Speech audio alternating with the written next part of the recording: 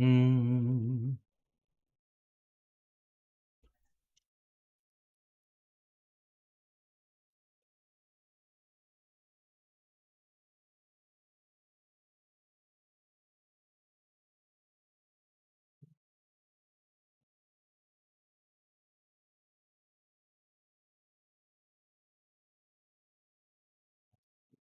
Load.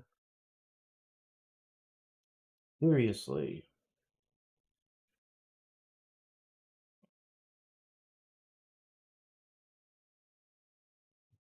Right.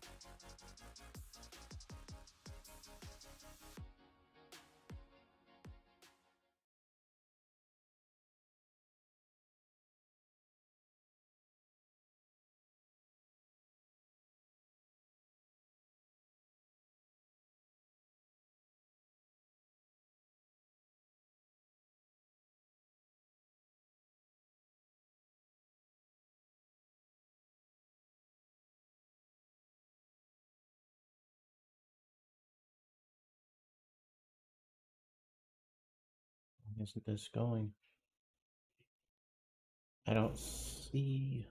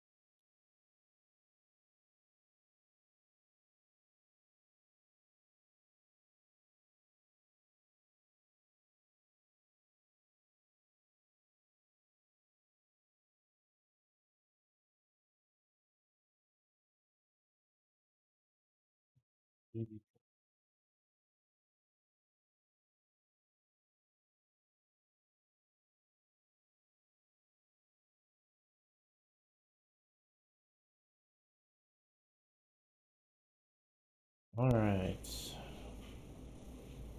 So we are here live. Let's see. I'm here. Why don't I see this?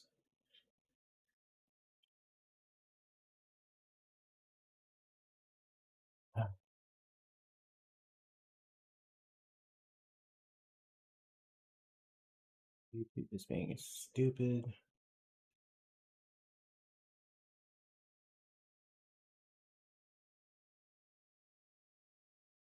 All right. Let's go back. YouTube.com. There we go. And do I have audio? YouTube is being stupid. Ah, there we go. We got audio.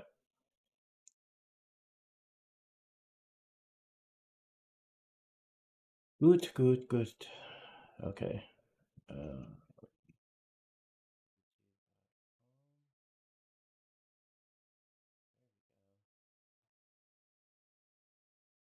That muted it. And let's see. Need to add my chat window back in.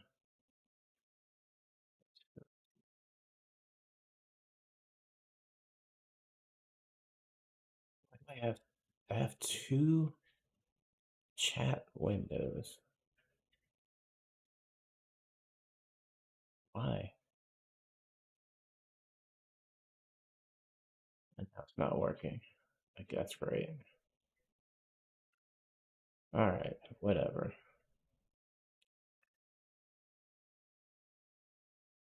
Let's go ahead and do some advertising so people know.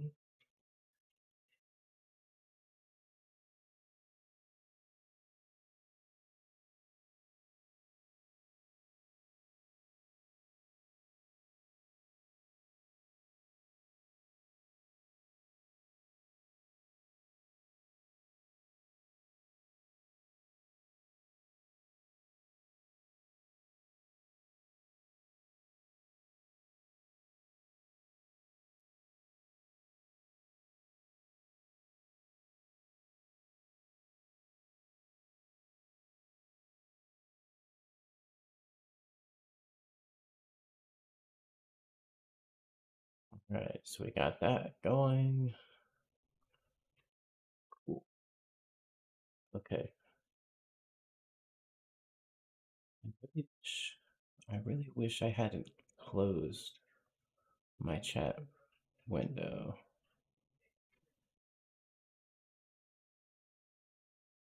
Let's see. Scenes, audio sources, audio mixer, scenes, transitions, controls, stats, chat. What is stats? Okay. I don't really need that. I can close that. But why? What is chat?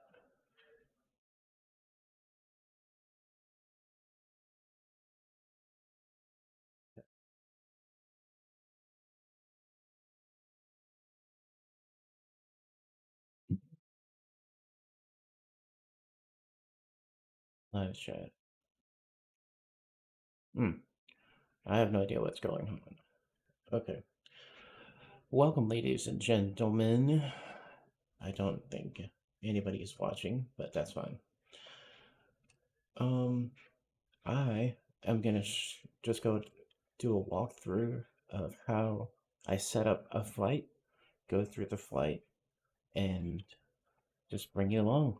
So let's do it. Let's go back over to my desktop. So the first thing that you need to do is actually download Fly-by-Wire's installer. They have this nifty installer that makes updates to their mod so easy. So as you can see, I've already updated my development. I like the development version. The experimental version has some bugs, but it has some of the newer features that they're working on.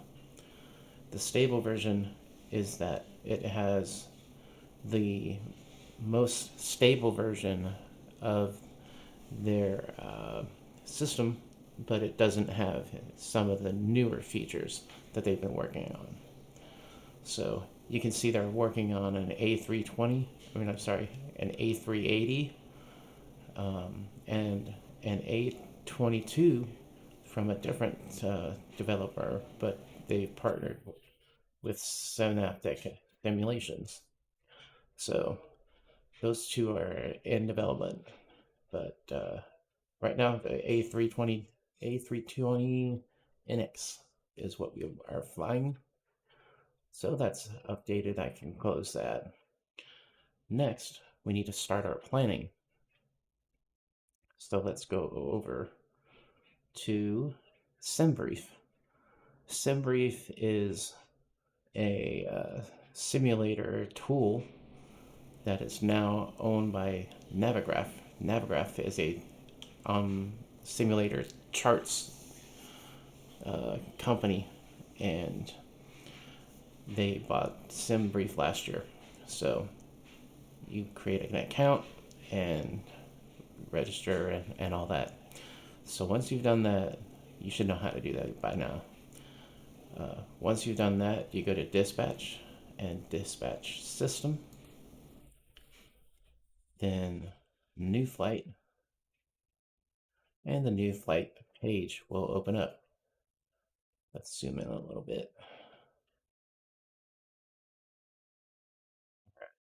Airline. So I fly in a Delta virtual airline. Their call sign is DAL, or Delta Alpha Lima. My flight number is 4235. That's my number in the virtual airline. Departure, you want to put the airline code. So we're going from Atlanta, which is ATL, and we're going to Washington Dulles, so KIAD. And the alternate airport is automatically loaded for you, which is Pittsburgh. Airframes, you can see there's a whole bunch of base airframes loaded in. So if you're not flying the A320, if you're flying a 737, you can select that. And there's different versions that they have in there as well. But Easy Simjet, which is a much bigger YouTuber than I am, he has created a weight and balance preset for the A320NX that is based on the fly-by-wire version. So I'm going to select that.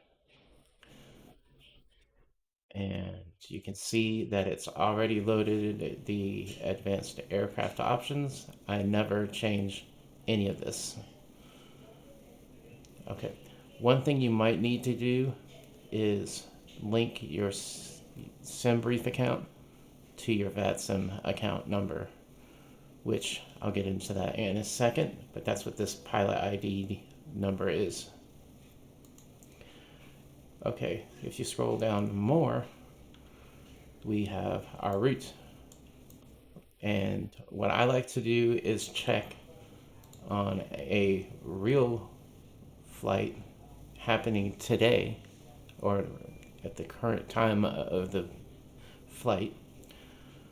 So this is actually taking off later today in a few hours. That's fine.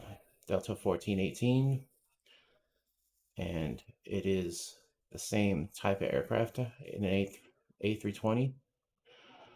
So if we scroll down, we can see what the altitude is that they plan, which is 35,000.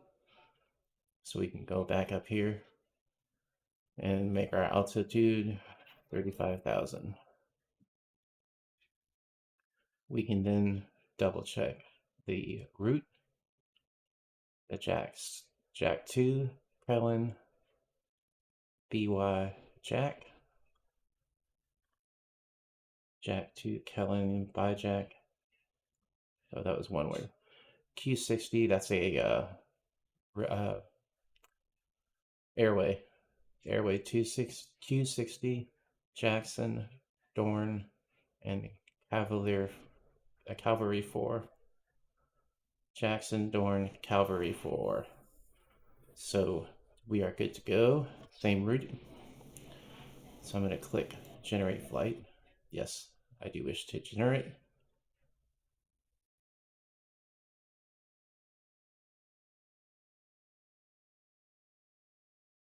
And like that, our data is created and a flight briefing has been generated, which is very detailed and very difficult to understand when you first get into this. But over time, you start to realize there's a whole sections that you just don't need as you're just a simulator. So, but this page, this part of it, is really what the only thing that you need. Okay, let's close this. Let's see, what else do we need? Okay, so If you use major airports in the United States, you can use a digital ATIS system to get your airport information. What that means is it gives you the altimeter and the current runways in use and the weather, which is real nice. You don't have to rely on a VATSIM operator to be on in order to get the added information. And a lot of times during the early part of the days, there's no one on, which if I go to SimAware, you'll see there's, oh, Boston came on. Looks like Boston Center's on, but they're the only one on in the whole nation. We have some controllers on. Oh, Washington. Oh, that's Wilmington. And Birmingham. So we have some controllers on, but not too many centers yet. But you can see we have 1,000 flights going on right now. Pretty cool. All right, so let's go ahead and launch the simulator. So I use this shortcut that was generated for me by the Symlink, which you do need to download. And there's plenty of tutorials on how to set all this up. So I'm not going to create one. But it does take quite a minute for your simulator to load in. While that's loading, I'm going to launch my MACD server, which is a nifty tool fly-by-wire team has created, so you can use an iPad for your MACD. So I'm going to go to the community folder, MACD server, and we're going to launch.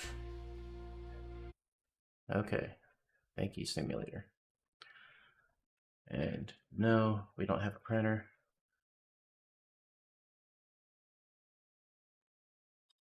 Now it's just waiting for the simulator.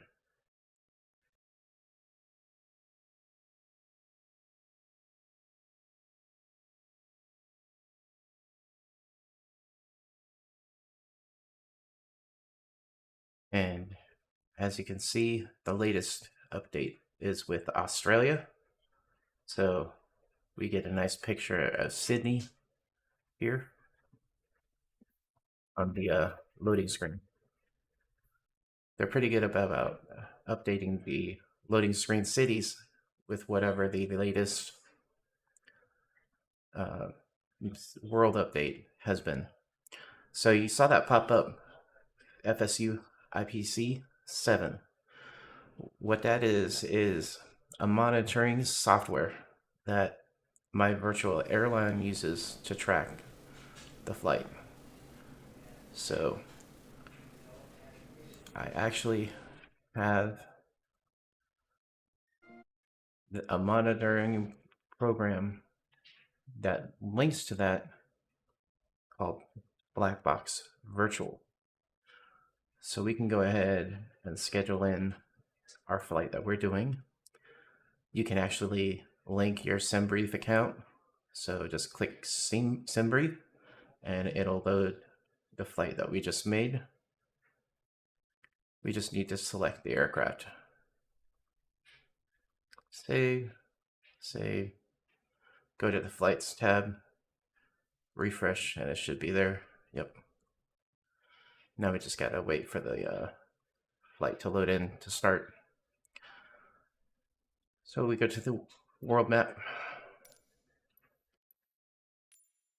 Atlanta. You can tell I fly from there a lot because it's in my history. And you have to be careful because it starts you at the runway. If you like to do cold and dark starts, which I do, you want to choose a gate. So let's go back to this FlightAware page, see what gate this flight took from, which is Bravo 20. So we'll go back and choose Bravo 20.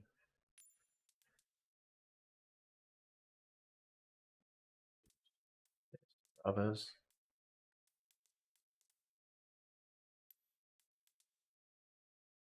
Is it not here?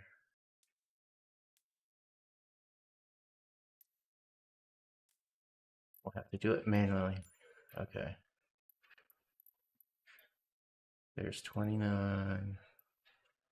Here's the evens. Does it not have 20? Seriously? Okay. We'll just do, we'll do 22A. And I like to have my weather on live and live traffic.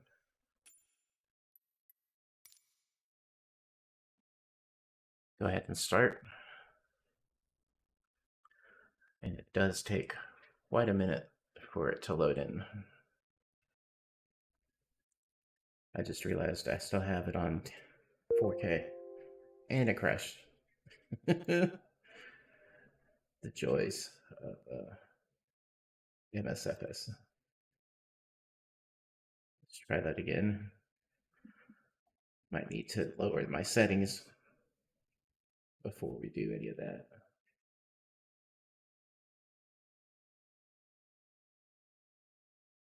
Do.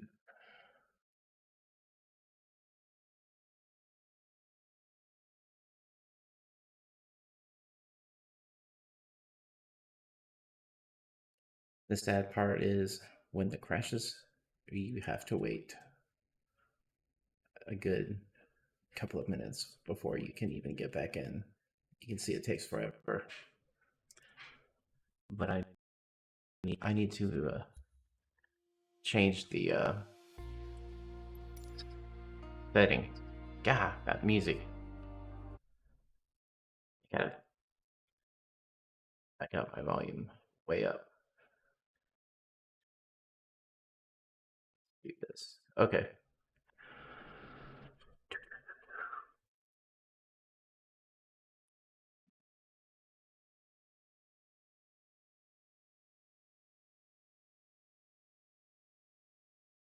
Not any better. Oh, I think it is.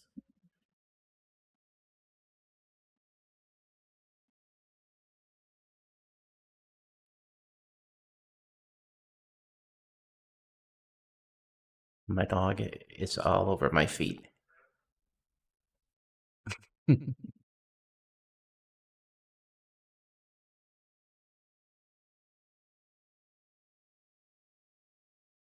Okay, there's FSU, IPC7.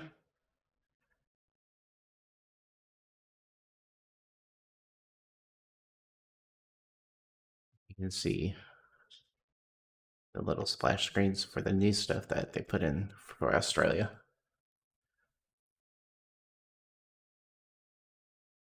Go back to the game.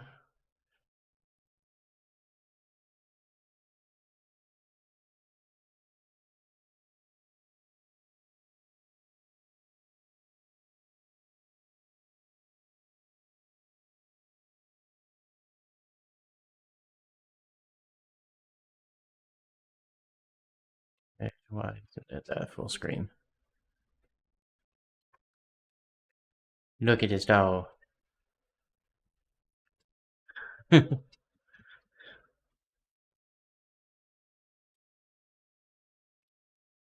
It crashed. The simulator crashed before it even started. All right, let's go to options. And, oh, it was lower already. Let's go to 1920 by 1080.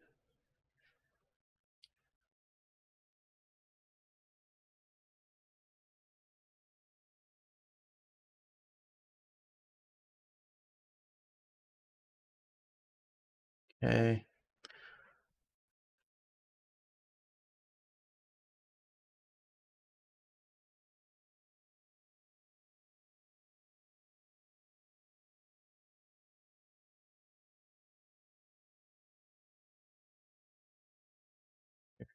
Let's see. There we go. That's close to it. Vsync on. Let's try that. Apply. Go back. All right.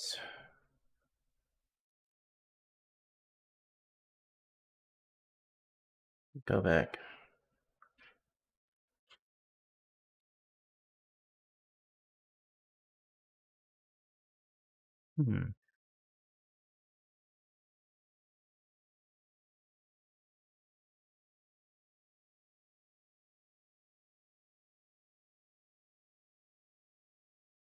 Okay. Now you should be able to hear. Go back. Yep. There we go. A world map. Atlanta. It didn't like my previous selection. So let's do Bravo 13. Let's just do a regular number. Live settings and fly. Let's see. Why is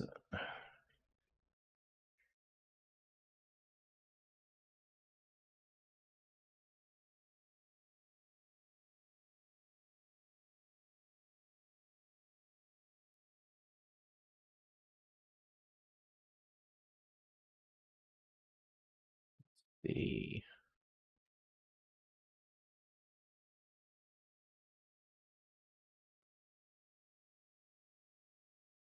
do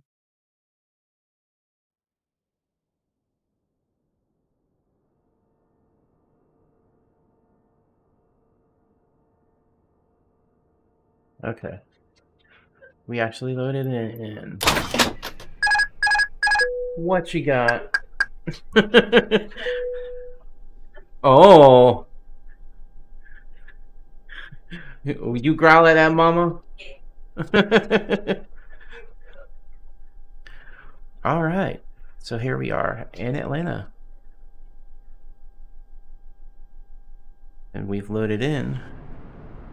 We go outside. You can see we've got a Spirit Airlines. There's a Delta on the other side. And next to me.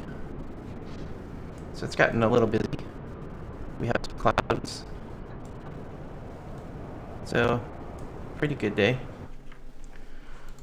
And you can see I don't have the base modeling. I like the blackout screen. It's pretty nice. And it also blacks out the panels. Alright, so what's the first thing to do? Well, I like to go to the iPad, turn the EFB on, which is your electronic flight bag, and it starts with the dashboard. So you're going to go ahead and click that, and it brings your Simbri flight in. Next, we can bring the taxiway in with this little vehicle, which is PAX.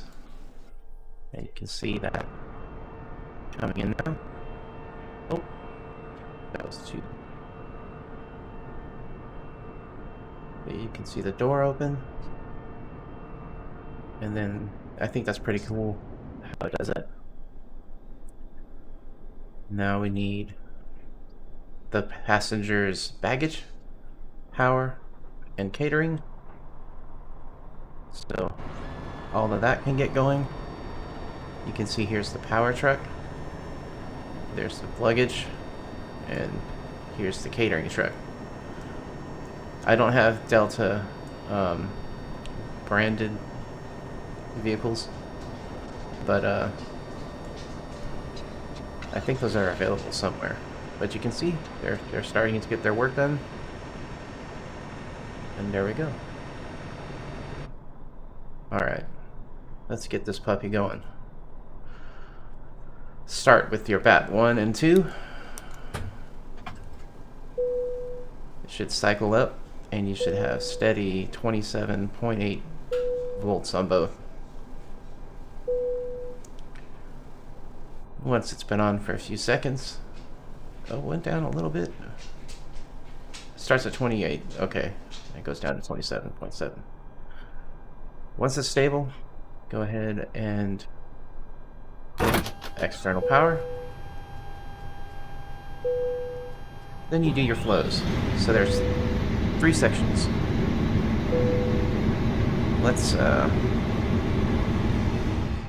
Let's turn that down a little bit. Okay. Hopefully that sounds pretty good. So the first thing you're going to do is turn your crew supply on. Then the evac for captain. And then you want to get the aiders going at the top. One nice thing about the Airbus is that anything that's lit up is what you need to worry about. If it's not lit up, then you don't got to worry about it. That's how I think about it. I know if you go through an actual checklist, you're going to go through the fire alarms and all that stuff. I don't worry about that. So aiders, 1, 2, and 3, all to the nav position. And if you use real time, this takes about 7 minutes for it to come in. But and you see this on BAT, I have it set to immediate because I don't like to wait sometimes. Then you go to this middle section, go down to your light switches, turn your nav and beacon on, turn your seatbelts on, and no smoking emergency lights to armed. Now I like the dynamic lighting to be turned up all the way, so let's go ahead and do that, and you can see it looks much nicer, I think, with the dynamic lighting turned on. Now let's go to our forward view, do the same with our panels. There's the navigation display, flight director, get those a little brighter. Move over to the center panel and get that lighting going. I wish there was a way to save this so you didn't have to do this every time.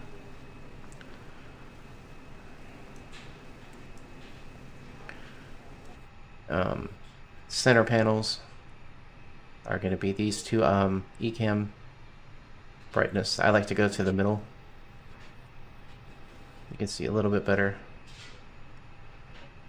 And here we have the integrated lighting here for your center console. And while I'm here, so you can see there is a little bit of a workflow how I go down.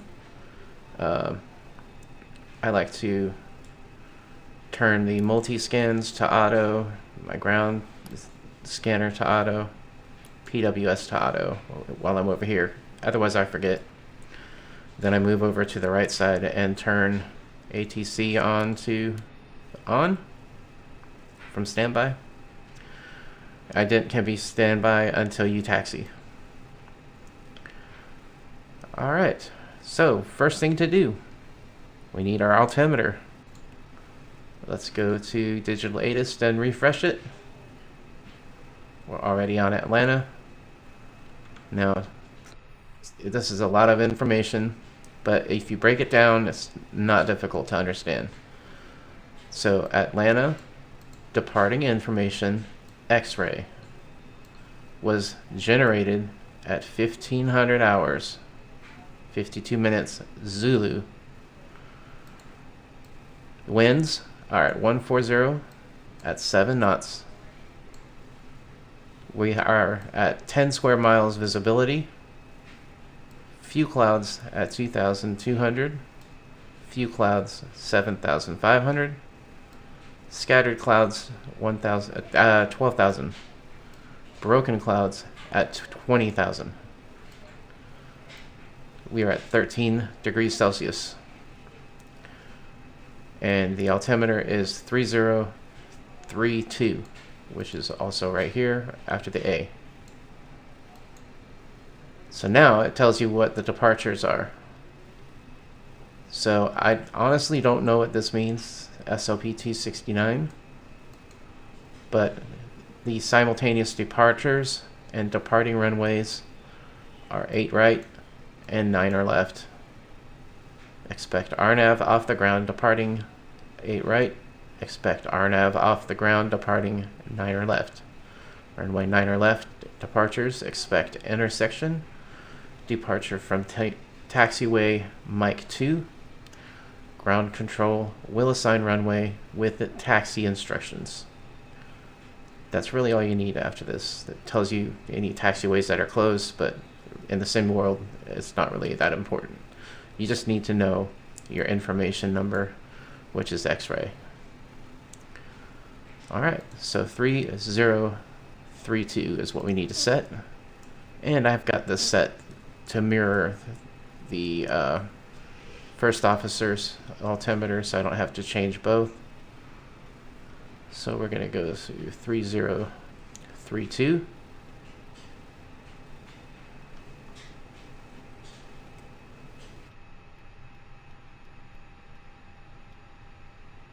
And unfortunately, they've got it set in QNH only in the backup.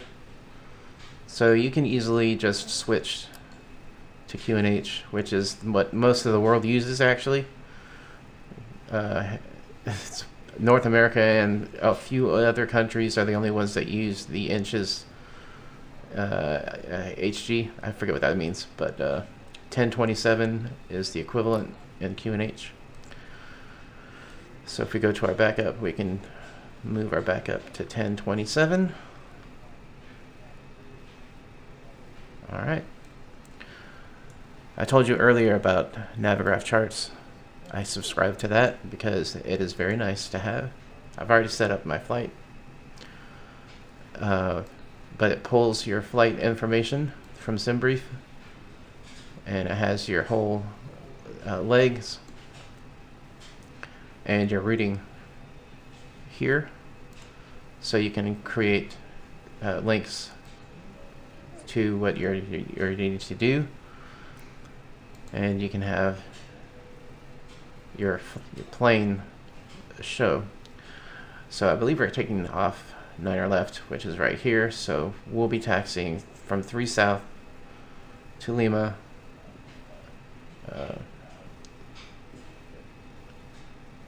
Probably Lima 1, and then go from there. All right. Oh, let's look at the departure from 9 or left. Climb heading 9 or 5 to 1,527 feet, then direct. Lead us, then on depicted route to Jack. Top altitude was 10,000. So let's go ahead and do 10,000.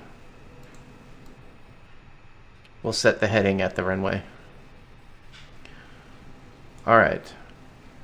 So let's get... Oh, it's already in use.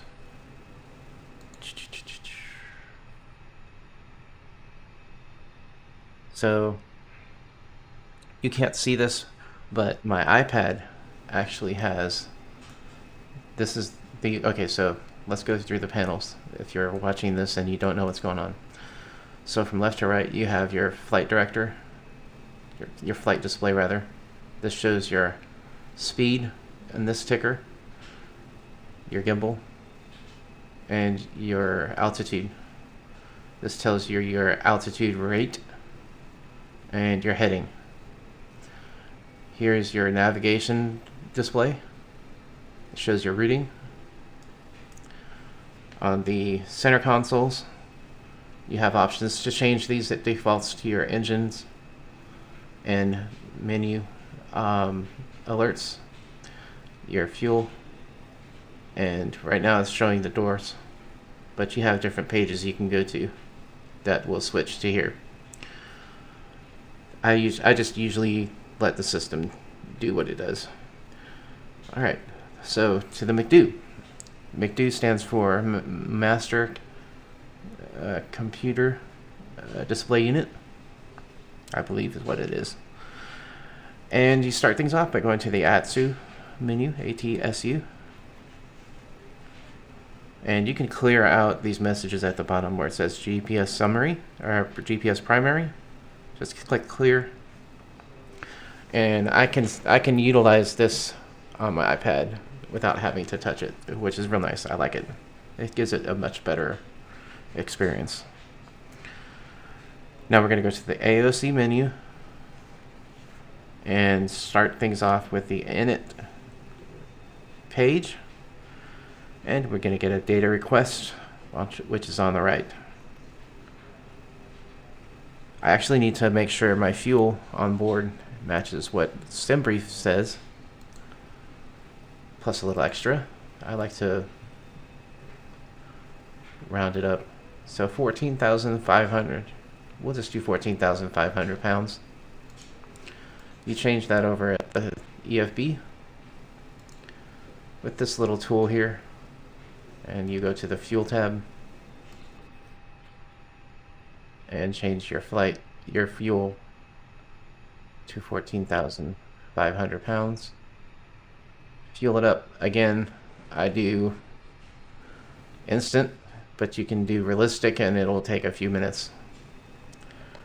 I don't like waiting. And yes, I have preset cameras that you can set in your views using control and numbers, I think 1 through 10 or 1 through 9. And then of course I've got a Steam Deck, so I've got it plugged into that. It makes it easy. All right, back to the AOC menu. And we're going to go to the weight balance, which is the W/B. And on the OFP request, going to hit send. And we're going to start boarding. And I have this set to instant also. Here's where we can set the zero fuel weight center of gravity, which is 24.7. So we're going to go to our CG and change this to 20. Actually, it's 4.7, so it's real close to 25. So if you can't see that, so here's your CG wheel.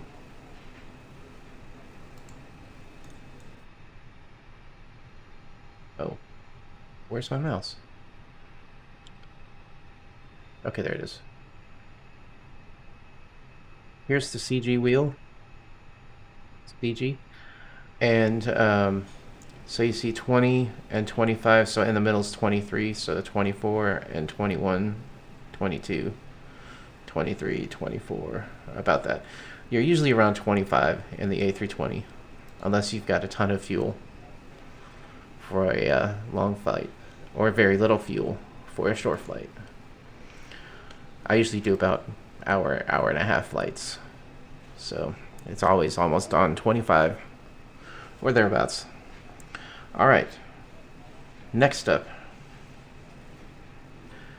is the Init page, which each of these are pages, the menu items right here. So we're going to click on Init and Init request. This simulates how they do it in real life, where the company provides the reading and all of the data automatically, so they don't have to plug it in manually. The fly-by-wire guys have the ability to link your SimBrief account, so it just pulls all of that information. And again, there's plenty of how-to videos on YouTube's. I'm not going to do one here. All right, let's go back to SimBrief and take a look at that page I showed you earlier from your report. And here's where you're going to find your cruise temperature, which is -51°C, and it actually pulled it correctly. And then we need our tropo, which is here. I don't know what this number means actually, but it's displayed, so I like to make sure it is correct. 51.519 is what's there, which is way off. So we're gonna do 51.519, and it rounds it up or down cost index should be 8. It is almost always 8 for Delta. So we have that. And make sure that the flight level is correct, which is 350. 350. Great. All right, let's go to the flight plan, which is basically the legs. Now to select your departing runway, you're going to choose the airport you start from, which is Atlanta. And you can see, you can choose the departure. So I'm going to click on departure. And we're doing 9er left. So I'm going to select 9er left. Now we need to know what the departure name is. So if we go back to SimBrief, actually we could use SimBrief for this. Go back to SimBrief. It tells you we're departing 9er left and flight level 350. And our departure is the Jack 2 departure with the Kellen transition. Okay, so we're gonna go and scroll down to Jack 2, select Jack 2. Kellen is the only transition, so we're gonna choose that and click insert. So you can see it's now inserted the Jack 2 departure legs. There is a discontinuity after Kellen. Since it's not a manual leg, it's Kellen to BiJack, we can go ahead and clear that discontinuity so we don't have to worry about it later. And since there's no controllers on, we can go ahead and plan our arrival to Washington. So let's change the airport in Digital ATIS to Kilo India Alpha Delta. Approach and use conducted simultaneously. Runways 19er center, 19er right. All right, 19er center or 19er right are the approaches. So let's go to KIAD arrivals. 19ers. It doesn't really matter. They're both 3,500 feet. That's plenty of feet to stop. Let's use 19er center. And let's go to the Navgraph charts. Let's actually see what did they say. 19er as well. Look at that, I chose the right one.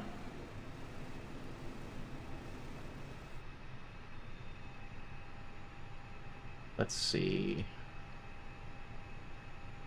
Oh, I've got the previous flight on. Let me go ahead and get my correct flight. I was going to go to Reagan, but then I changed my mind.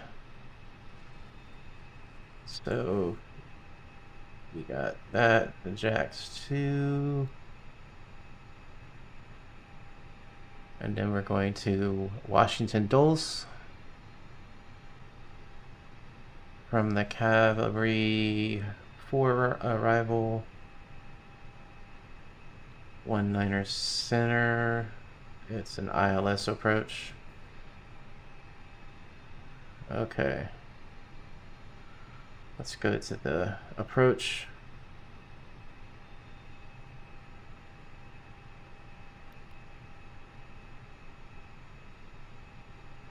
All right, good.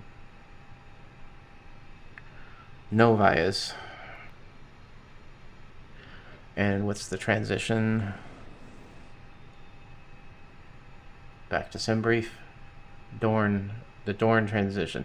So you get your transitions, which is either right after or right before you're starting your arrival and your departures. So Dorn is our transition.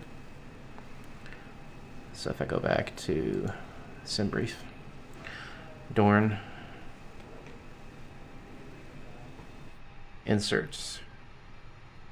And now we can check our flight in the navigation display. We can change over to the plan.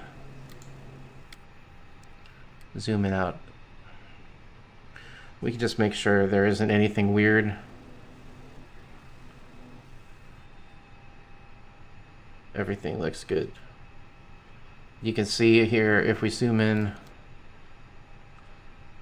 here's where that manual transition is. So it would take you past the airport, and then you just do a U-turn and go into the ILS approach. That's usually how you do it. All right, back to the McDo. The planning looks good. Init Page. Gonna bring up the zero fuel weight and center of gravity, which is correct from earlier. And how much fuel did we put in?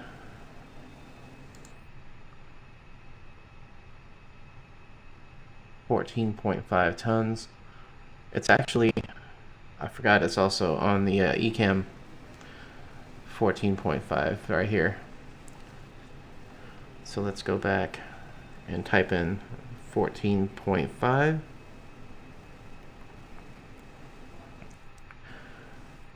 And in SimBrief, the trip wind is 48 knots. So Tango 48. And so we have a flight time of 1 hour 20 minutes. Alternate time is 35 minutes. And we have a 30-minute window for emergencies, which is standard. All right, performance page is the last thing we need to do.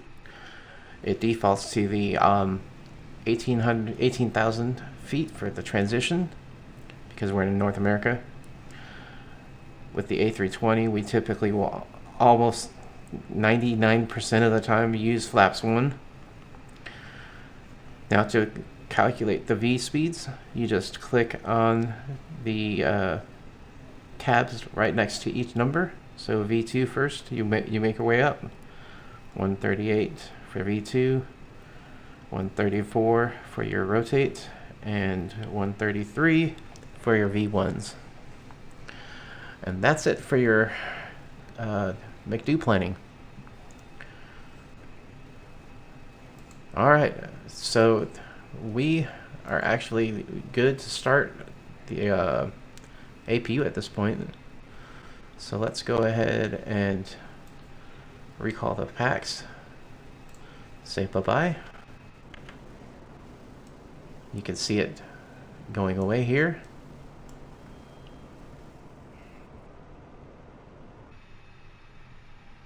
All right, APU turning up. Wait 3 seconds and start it. While we're starting it, we can go ahead and turn the beacon and strobe on. That's these lights here and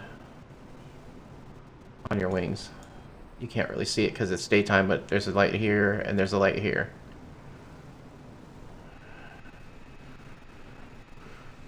What's really cool that they've done with the fly-by-wire guys, so you can see it spinning up here. We're at 55%. If we go outside and turn around, you can hear it. This is it right here. That's the APU. Pretty cool. You can even see the exhaust. There's the exhaust. I think that's cool. All right, APU is up. Let's go ahead and you can see it's available. Don't forget to turn your bleed on, otherwise the engines won't start. You also need to have your crossfeed and pumps on. So all of these can be turned on at this point. And then you can turn the external power off. And you can tell a guy outside he can go away. So now all of our vehicles outside should be disconnected from the plane. So now we just need to call the tug. So I have a nifty little tool that I use for the tug. So let's go ahead and call him.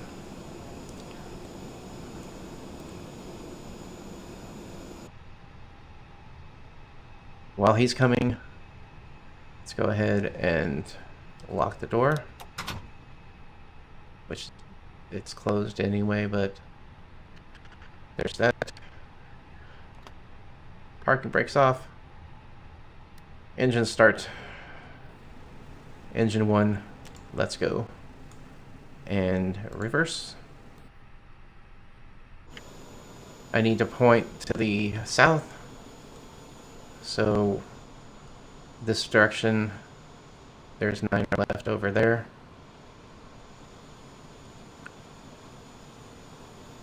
So we'll just let this guy do his work. You can see the engine spooling up.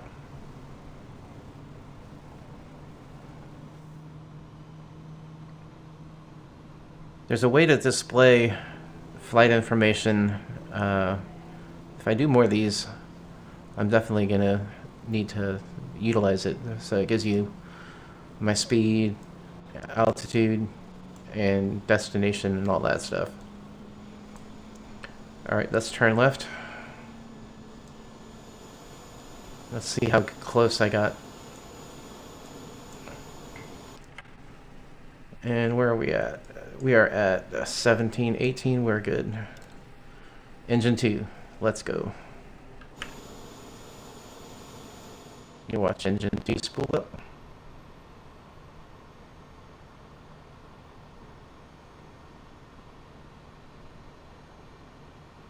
There's a real life flight right here.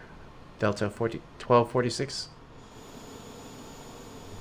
Oh, I turned a little late.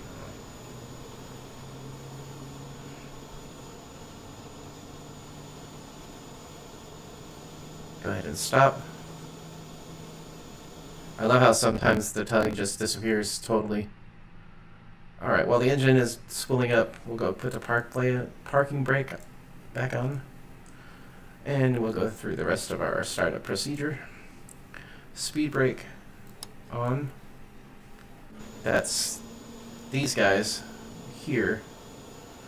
They help the plane to stop if we needed to. They're just armed. And flaps 2-1. You can see they've moved to position 1. Let's check our engines. Stable. You can see ground spoilers are armed. Seatbelts on. No smoking on. Parking brake on. Our TCAS is on standby. And APU bleed is still turned on. We can turn that off now that the engines are totally on. And the APU availability will stay on until you take off. Alright, let's turn our taxiway lights on. And now we need to do a control check. Left rudder. Left rudder up, down. Right rudder up, down. I'm sorry, right wing. Rudder left. Rudder right. Down.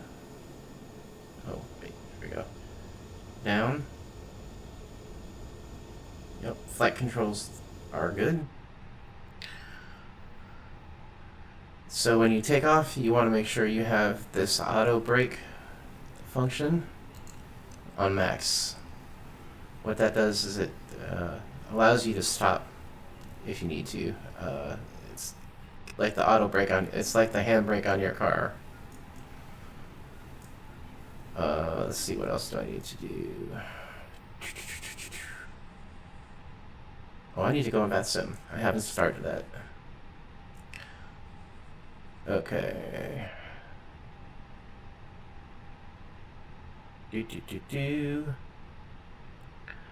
Connect to Math Sim. Load the flight plan that we downloaded.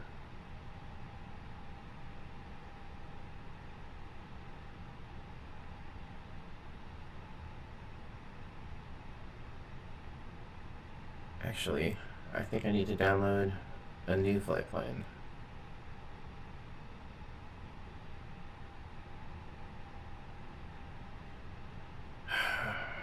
Come on.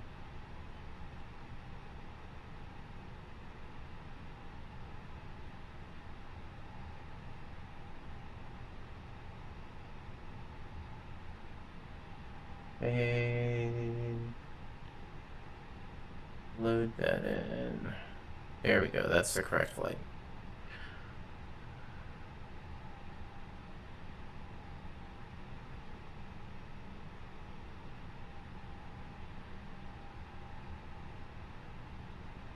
All right. So,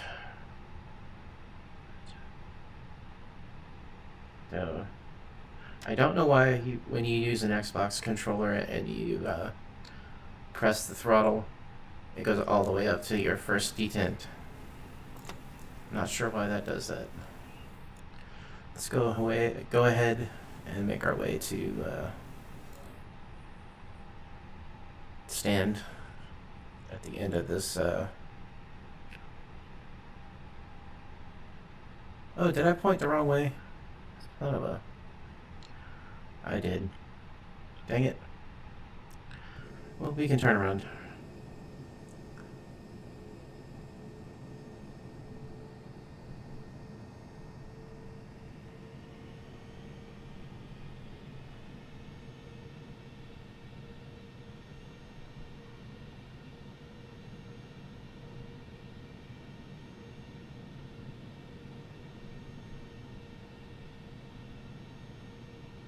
Bye bye bye.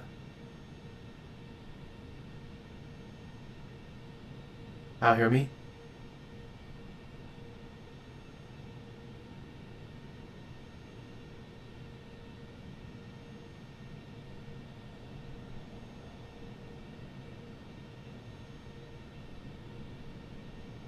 Apparently, my audio.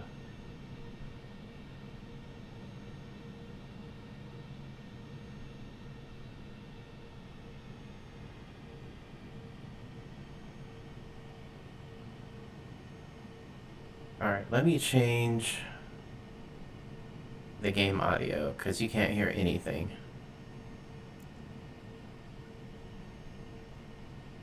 Audio source. Properties.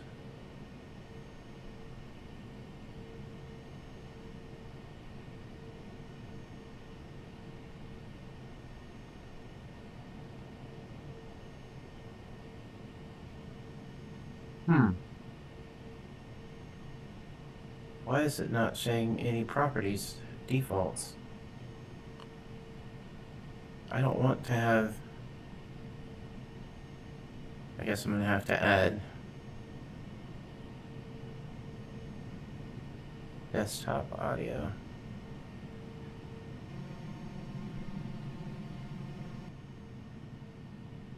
Okay.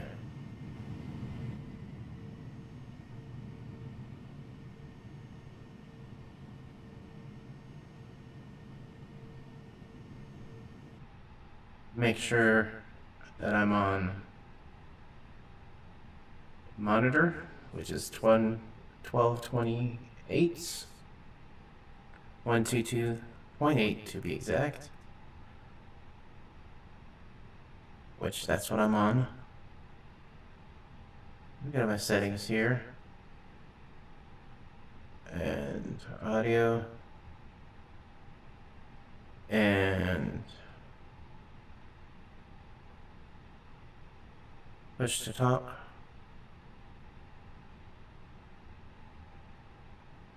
Right control key. That's what I have.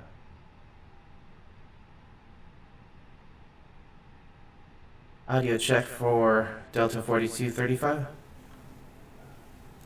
Delta 1445, clear runway 9 left.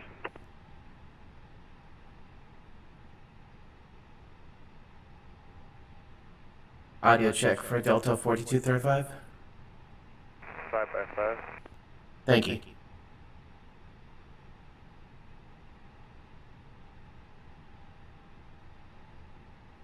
Atlanta traffic, Delta 4235, taxiing 9er left via Lima. Atlanta traffic. All right.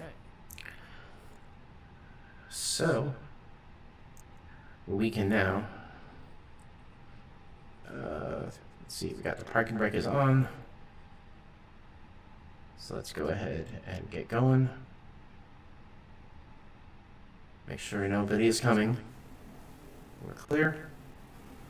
Clear left, clear right, clear center. This is Lima right here. So we take a right.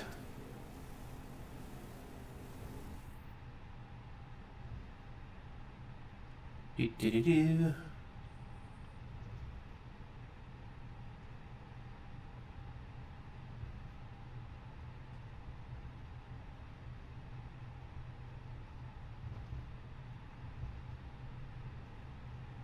See, they did a pretty good job with the Atlanta airport.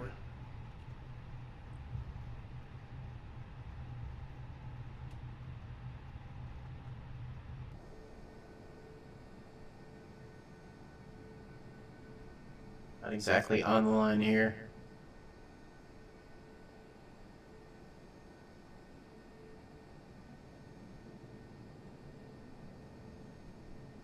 See another person landing there on 9 right.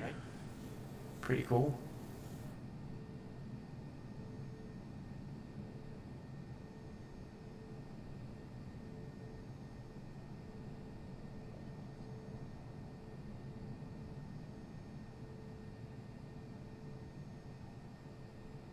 You can see the lights on the front. They're pretty easy to see at nighttime. I don't think you heard that part. All right, let's slow down as we get to the turn. Slow it on down. There we go.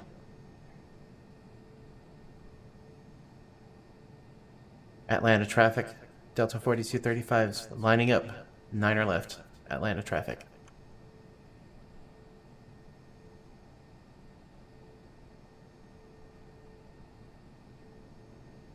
All right.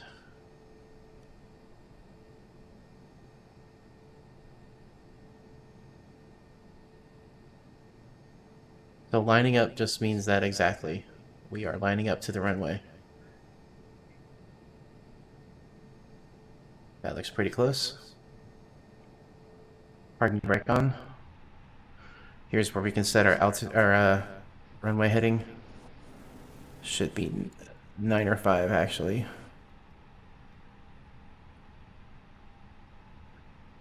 And we want to do our takeoff configuration check, which is normal, and cabin check. There. Flight attendants, please prepare for takeoff. There you go. And now we can take off with our landing lights on, taxi lights to takeoff configuration. So now we have full lights on. You can see there. Under that. And yeah. Zoom back a little bit. All right, here we go. Atlanta traffic, Delta 4235 is taking off, 9er left, Atlanta traffic. Full power, aka Toga. Toga. Let's go.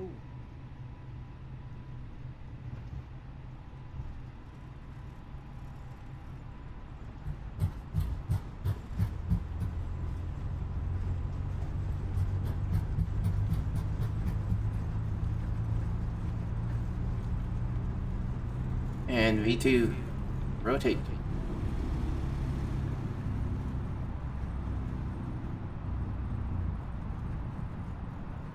Try to do 10 degrees.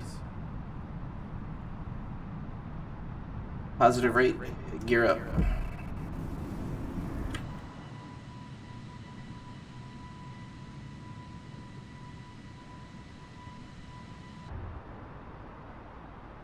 We're still following the runway,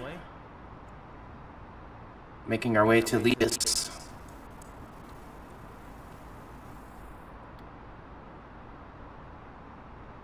Flaps up.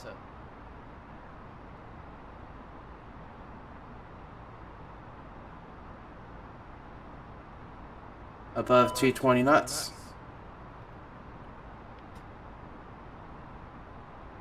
We can turn the autopilot on and lever down to climb. Make sure it's on climb, which it is.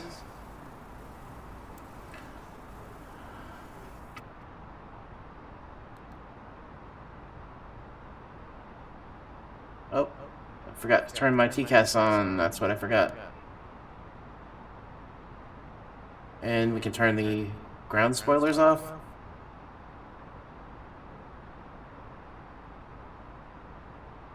Flying through some clouds here. There's the airport.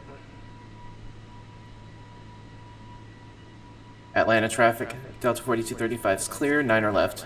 Atlanta traffic.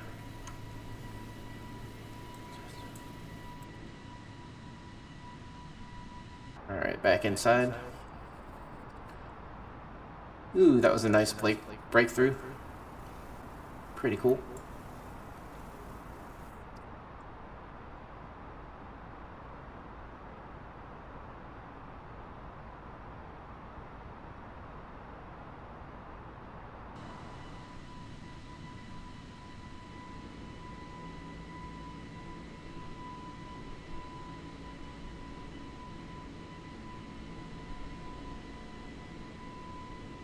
See underneath.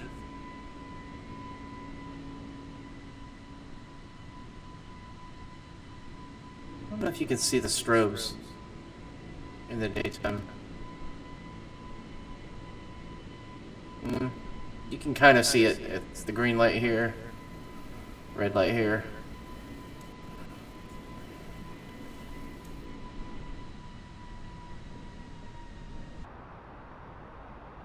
Let's go ahead and move it on up.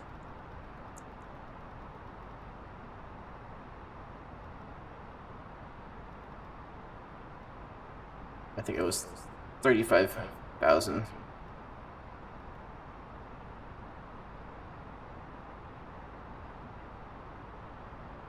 And yep, 35,000. Once we pass 10,000 feet, we can get past 250, unless the departure limits your speeds. So now the only thing, oh, we're past 10,000 feet as well, so we can turn the lights off.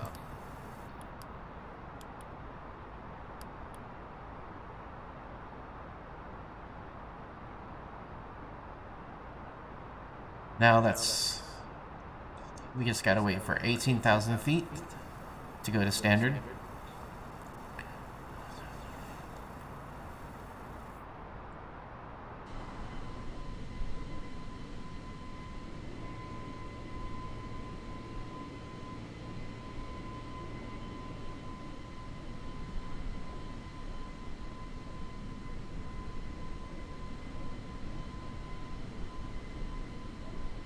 Pretty view.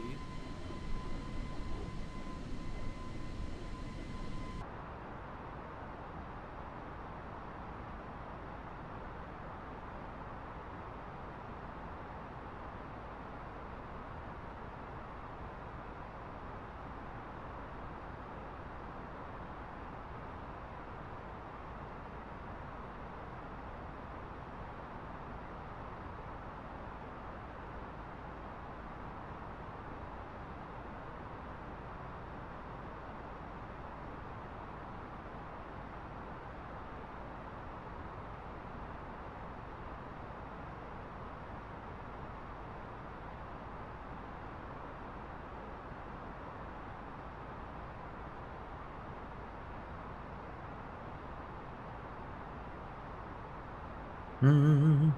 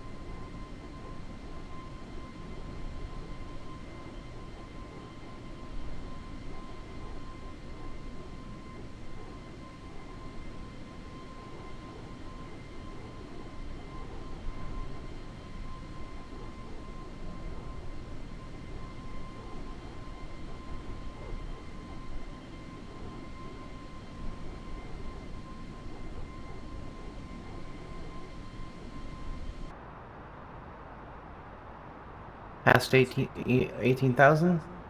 So we can go to standard. Next, we just want to wait till cruise. 35,000 feet. We've got a turn coming up here at Jack.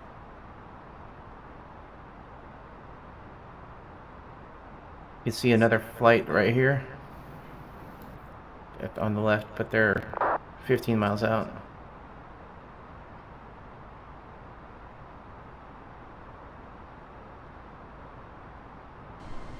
There's the turn.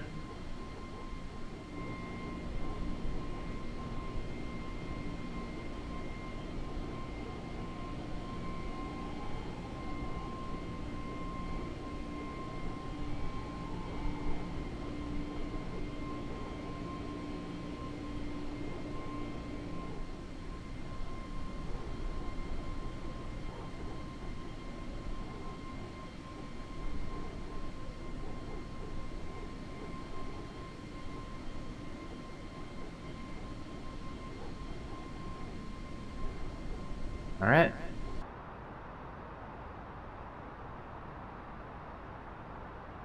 On our way to the capital for the celebration.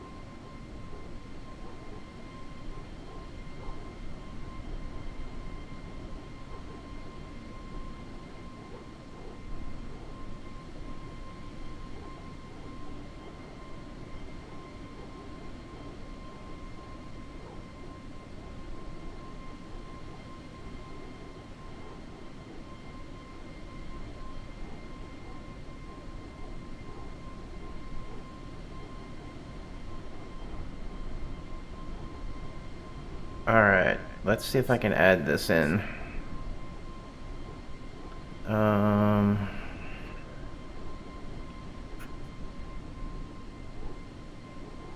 Browser. Flight info.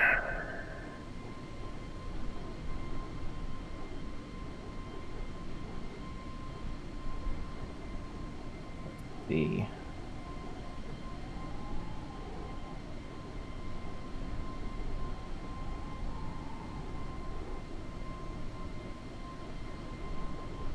why is it only showing that much?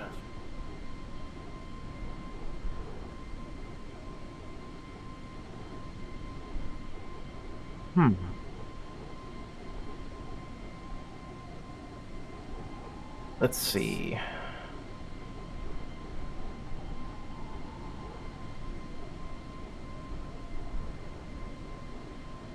Okay, so we have that. Well,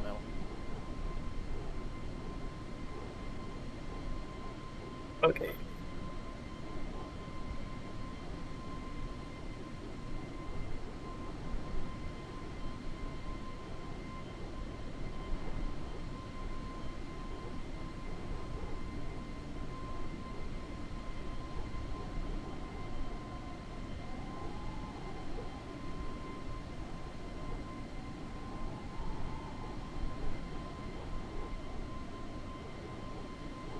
So we've got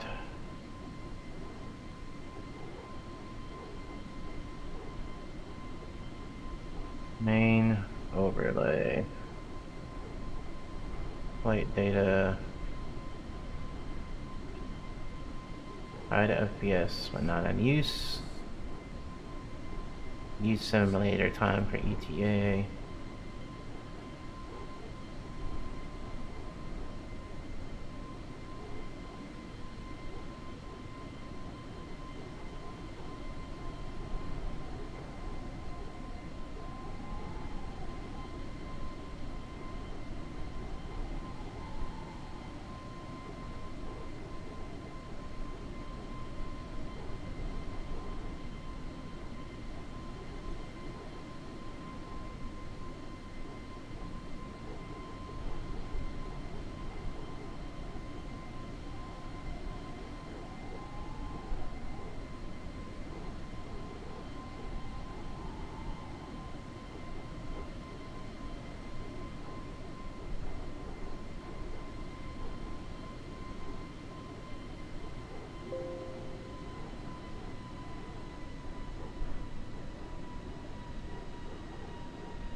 Trying to get that overlay going.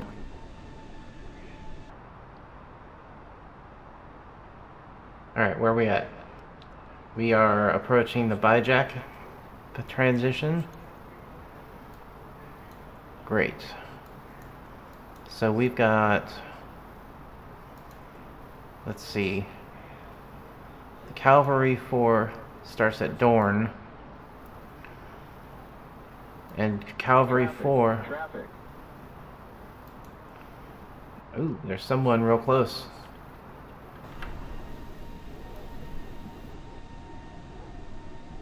Where are they at?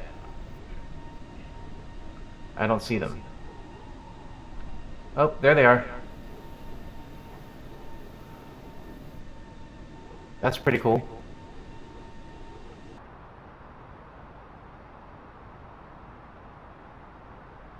United Airlines 1798. They're about 1,000 feet up though from me, so we should be good. Yep. Pretty cool.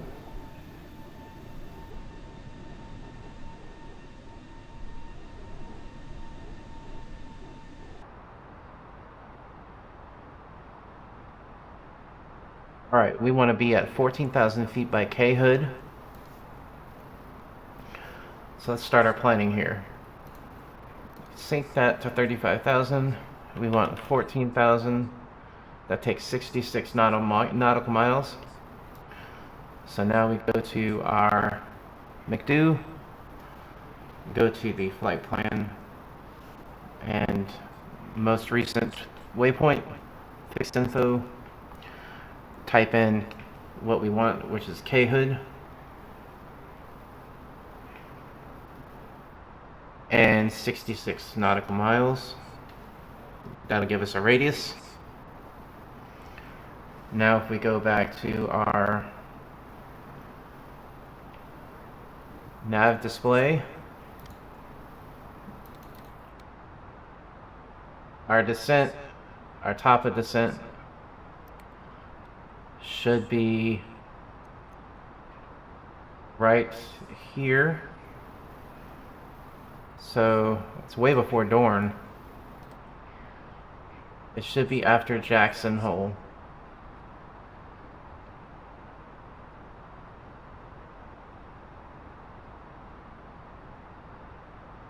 Okay. Right? It's after Jackson Hole. So.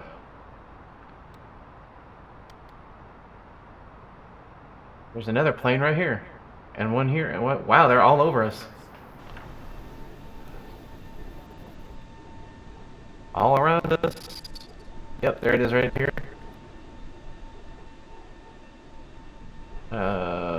I thought I saw one down there.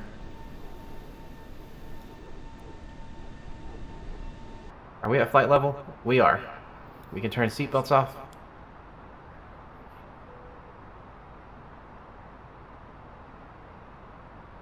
Alright, let's go back to this program I'm trying to run here.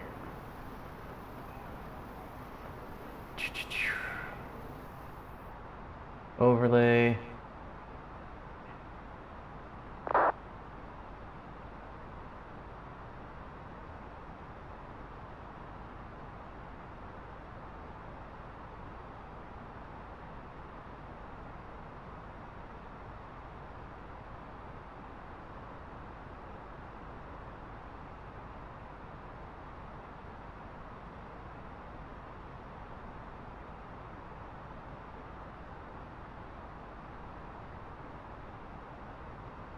Create new overlay.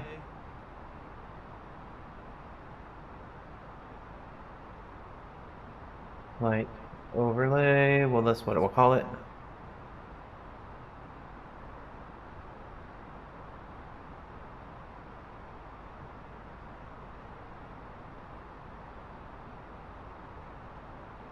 Alright. And,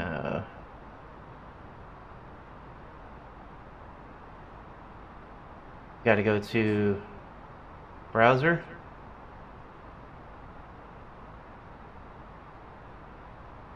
Let's get that. Properties. 1920 by 1080.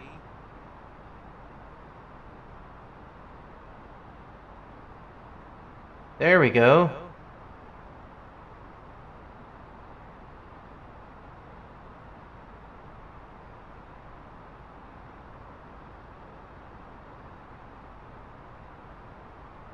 Pretty cool.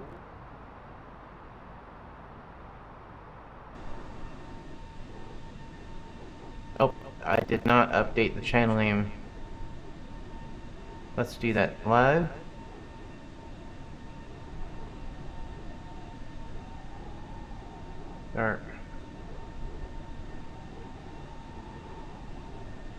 Dark helmet 77. Can I do the departure and arrival?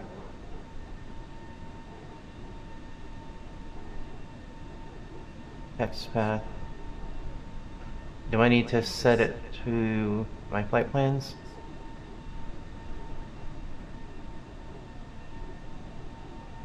Nope, that did not work. I'm going to need to learn how to set these pieces up. That's pretty cool. I don't really want the FPS counter. Let's turn that off.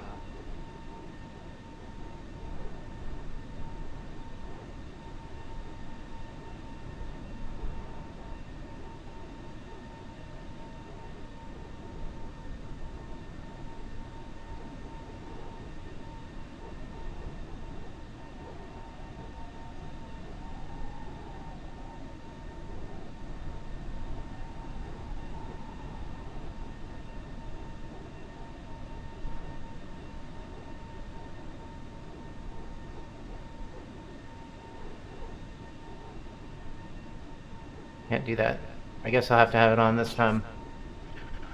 But yeah, that's pretty cool. I just need to find a way to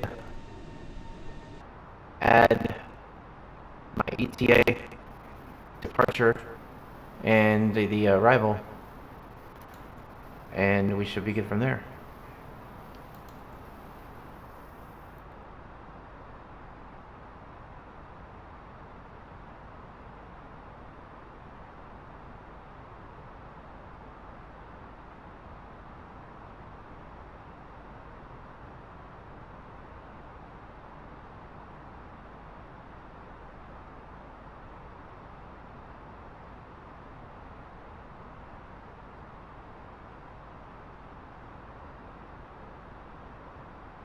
Let's see if that comes up. I just typed in.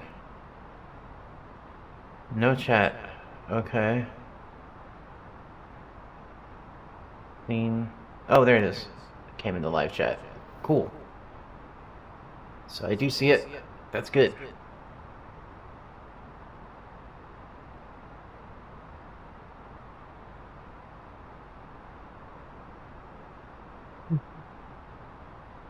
Considering I'm streaming on the same PC, and why is my audio getting all junky? Let me change this. Maybe it's NVIDIA Broadcaster. Let me go back to just using the Yeti. Test. 1, 2, 3. It's just using the Yeti. No filtering whatsoever.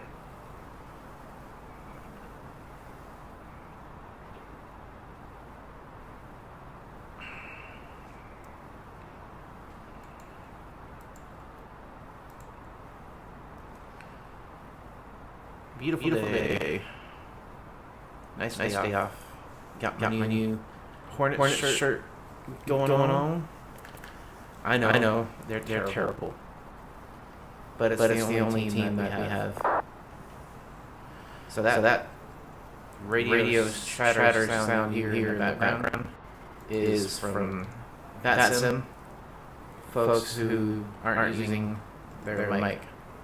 They're just typing in their positions. Since there's no controllers really on right now. Oh, but Dulla's tower and ATIS is up. Awesome. That's good. We might have controllers as we land. See how much more. How much more time do we have? We got Jackson at 17:17, and it is currently 17:03. So we've got about 15 minutes before we even think about our top descent. Let's see what the VATSIM ATIS says for Washington Dulles. Information X-ray, same as I saw.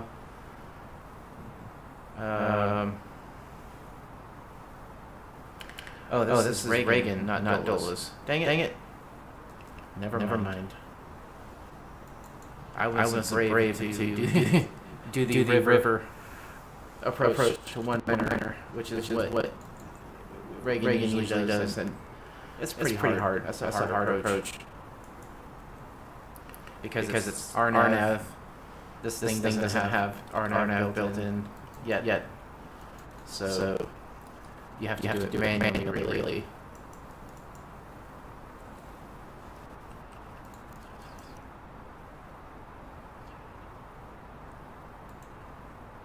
Let me see. Add departure. Arrival time.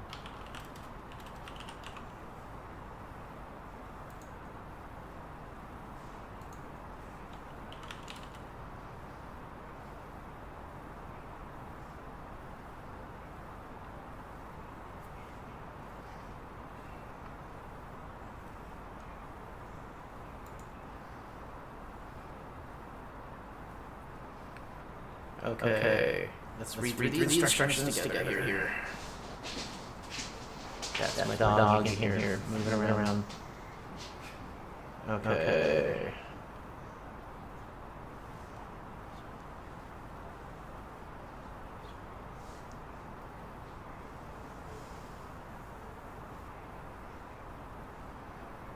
Okay. So let's go to the dashboard. Flight dispatcher. Departure IKO was Atlanta. Arrival IKO is KIAD. Call sign Delta 4335. There's that. And then that update. It did. Awesome. That's cool. I'm gonna have to start using this. I'm gonna have to start streaming my flights.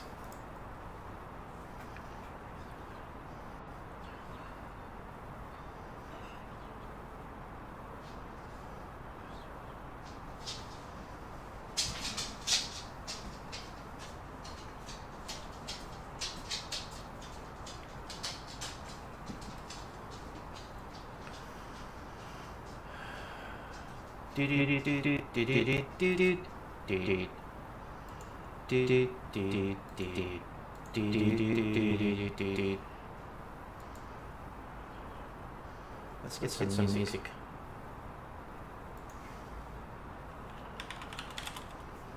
Come on, iTunes.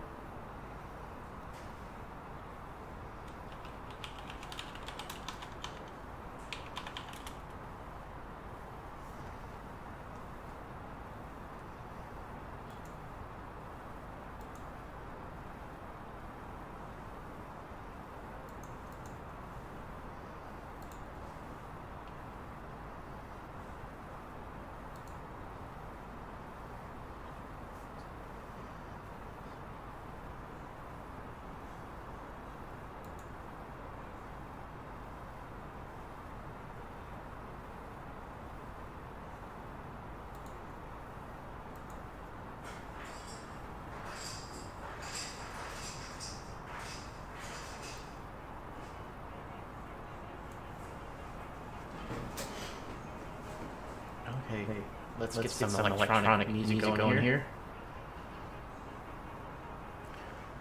Powered by Mr. Harris Heller.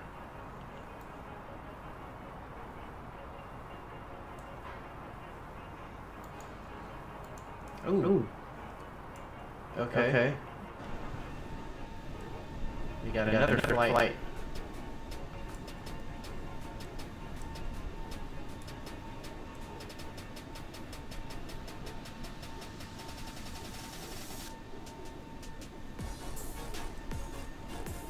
Nice. Let's turn this down a little bit.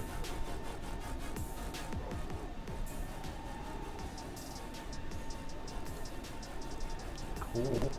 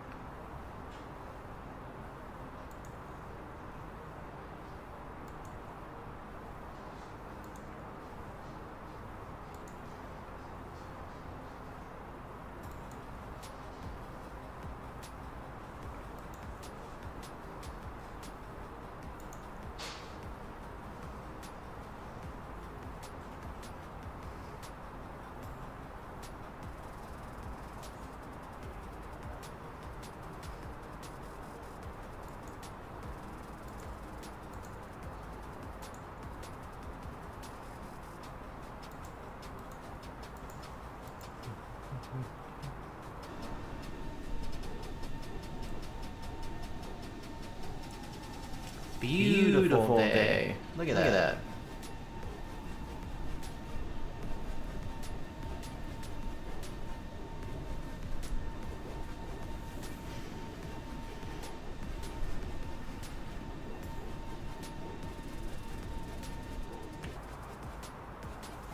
Let's check the timing one more time. 1717. So between 17 and 24. 5 more minutes. And we can check the radius. There it is. So about 16 nautical miles to top of descent.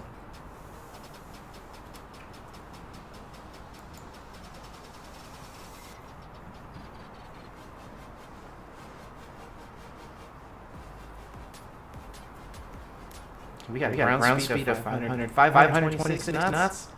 Nice. Is that accurate? Let's see.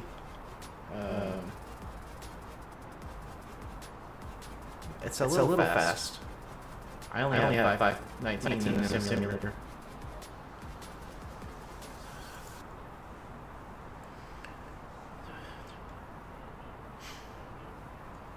This is really the boring part. The cruise. Like, what do streamers do during this time when nobody's even watching? I guess I don't really need to entertain anybody. There's nobody on.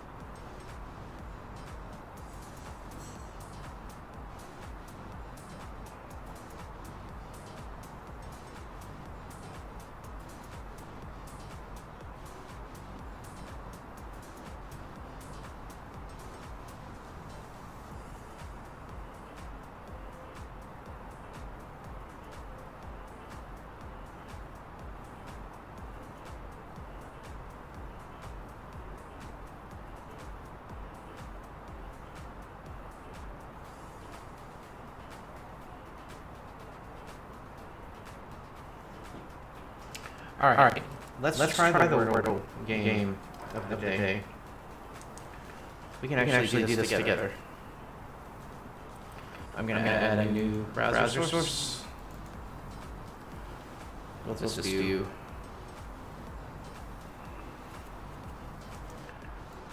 Wordle. Let's see.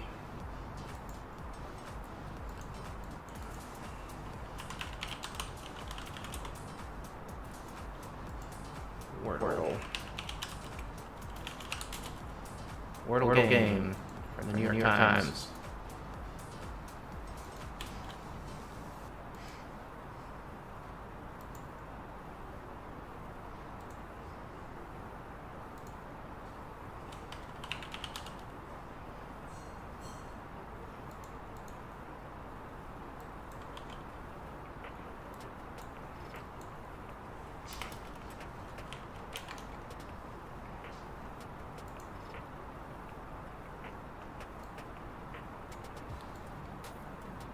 All right. So you should be able to see that.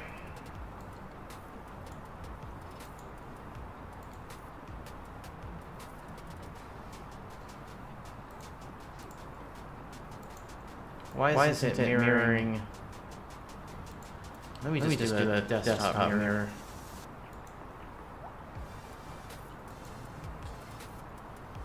Display capture. Desktop. Alright, you're not going to miss anything on the flight.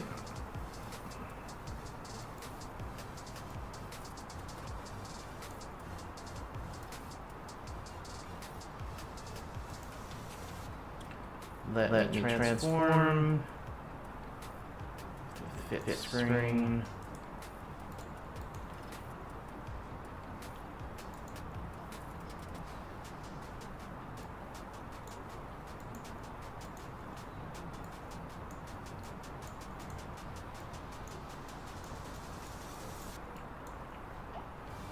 God, that is massive. Okay.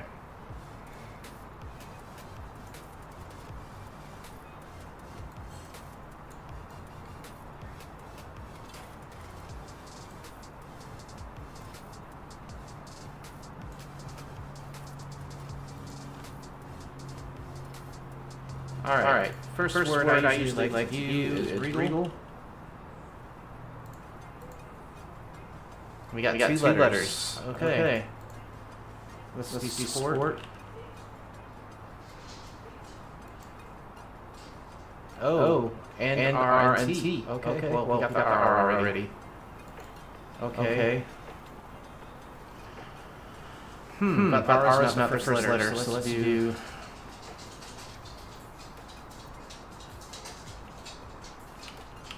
Tried.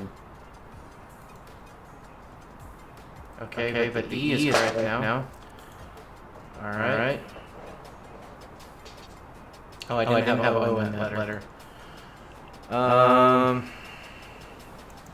Let's see.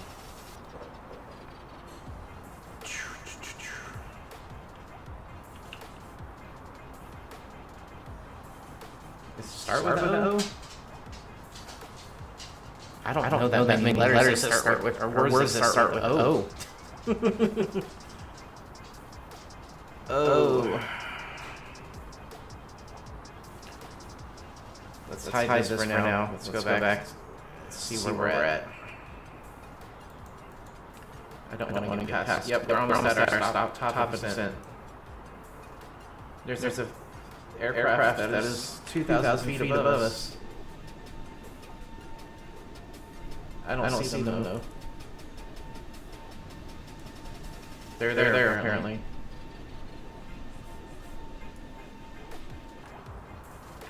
So let's go ahead and plug this in for 14,000 feet.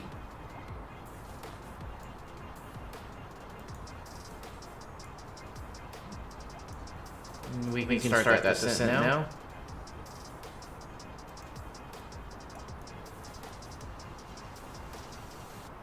Descent has started. Seatbelts on.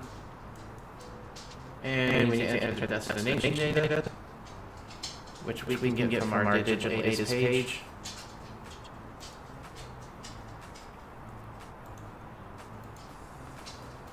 So we go back to digital latest.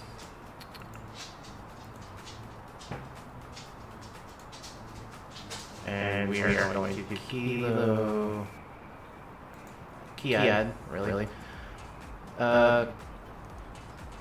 We need to go to the performance page and the approach page. Altimeter is 3031.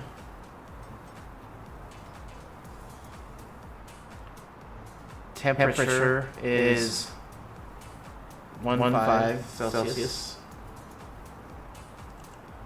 Winds are 170 at 8.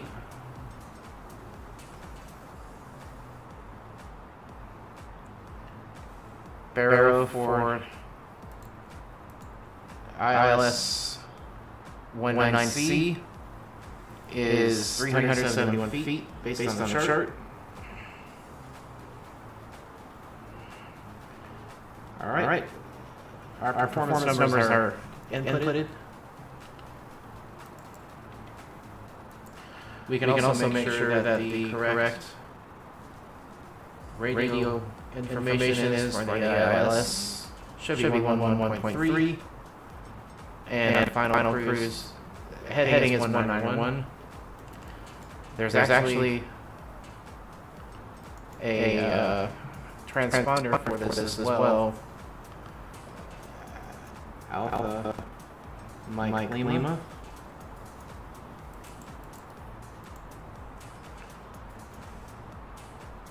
Which is RML.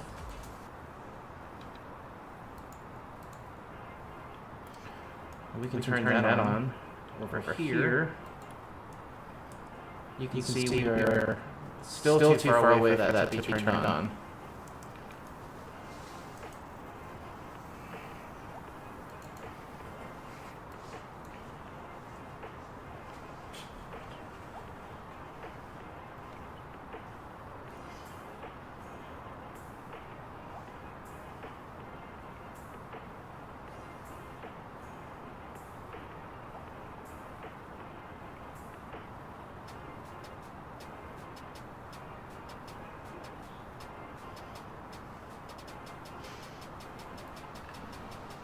Dang, we're almost done with this flight. About another 20 minutes or so. Let's see, it says ETA is 1739 Zulu. And we are currently... 1722 Zulu. But we have to fly past the airport. So that time is probably wrong.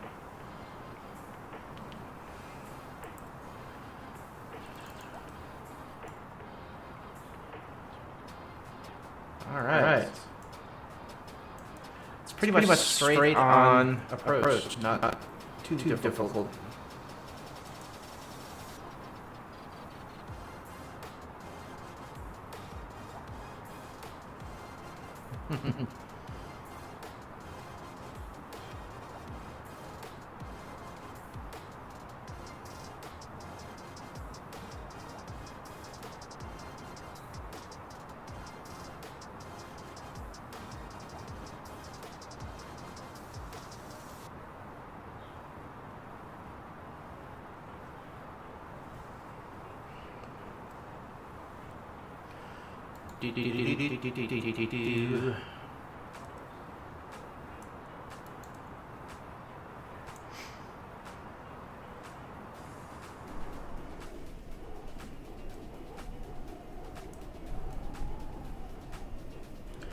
Okay, we've got a pair of flights right next to each other. Somehow I doubt that the FAA will allow that. Does that come up on my radar? I only see one. Right here.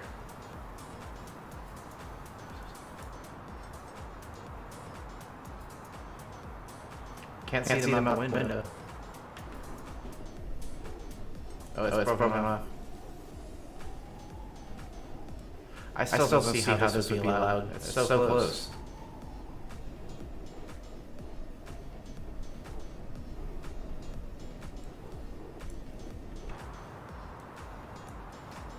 $22,000 feet.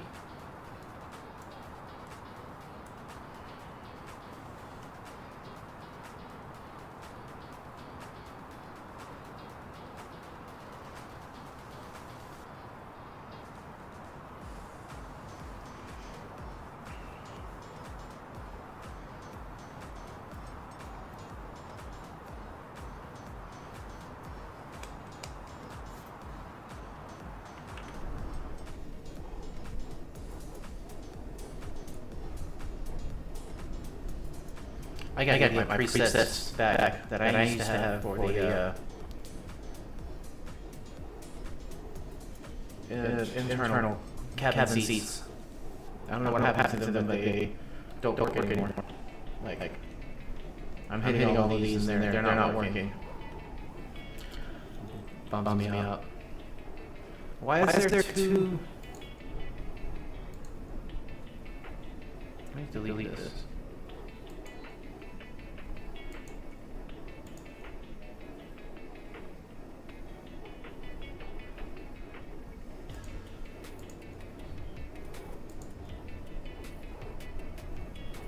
No, don't want to do that.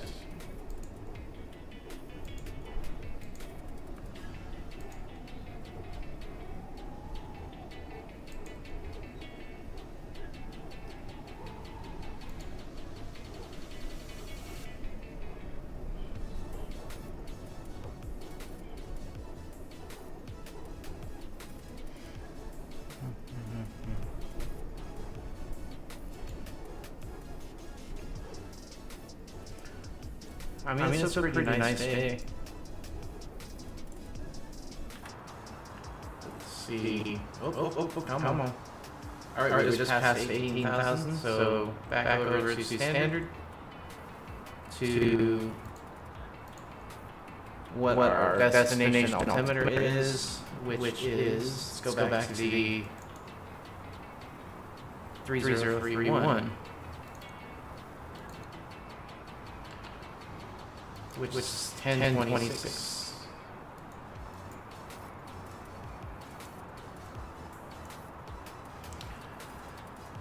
All right.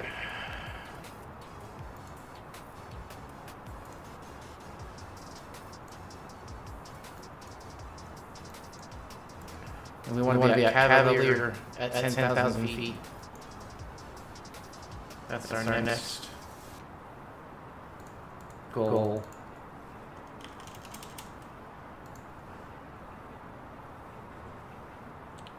So let's go ahead, go back to flight plan, fix info. We're going to clear that fix and put in CAVLR.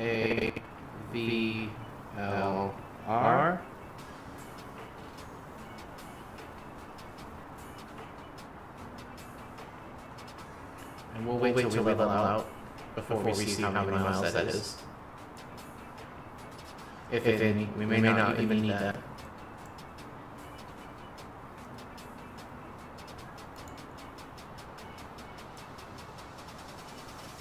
We got flights on either side of us.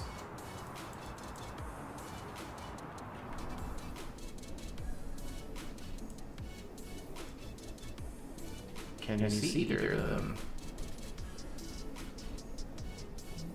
I don't think I can.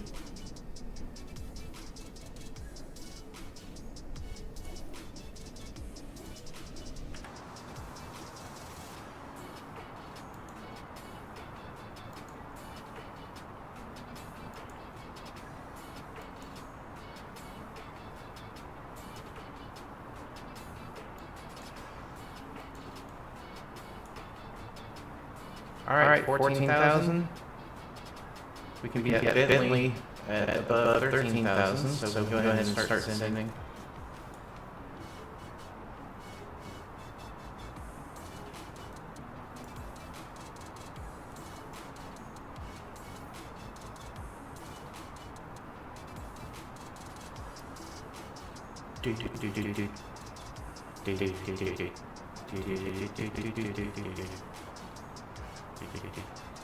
You know what I can do? Let me add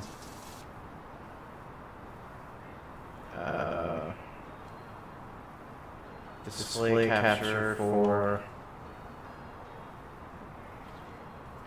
Navgraph charts.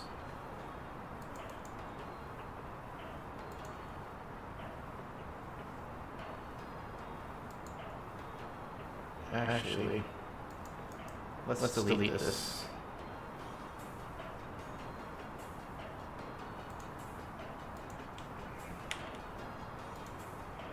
Delete that. All right. Let's try again. It's a game. I guess it's a game capture. Navgraph charts.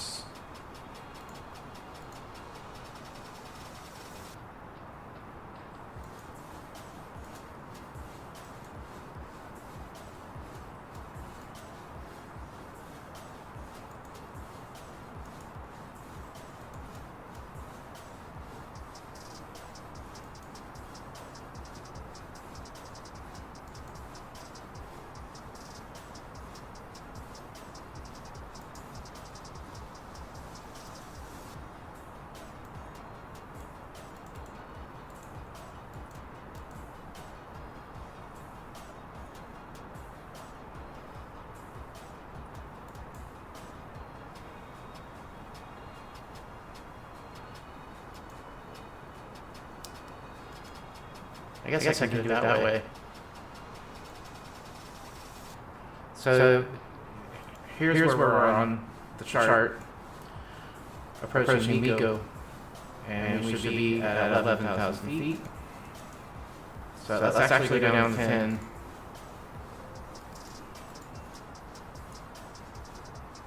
So that we are at 10 by Cavalry rather.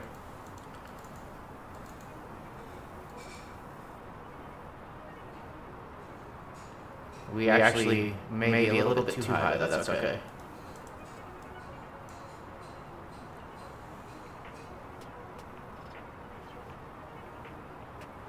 And we are going to be doing the ILS 19 center approach.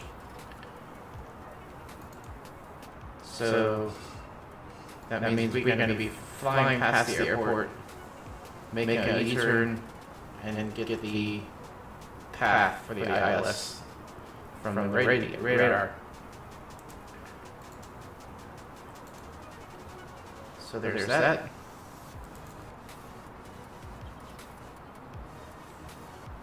So we're slowing down here. Let's go ahead and help it out.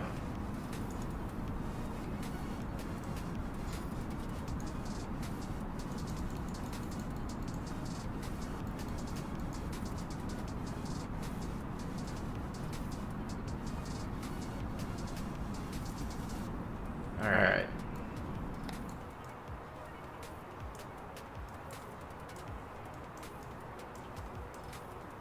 There's the river there. Pretty cool. Let's see.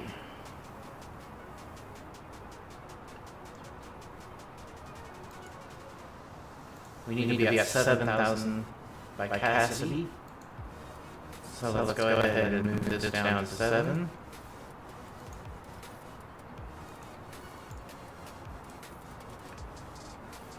And 10,000 feet, so the lights must come back on. Landing lights on. And we've got our fix now. We're 38 nautical miles from the airport. Can't see it quite yet. Sometimes MSFS is pretty bad about not being able to see the airport until you're like 15 miles from it. Even though you have like clear visibility.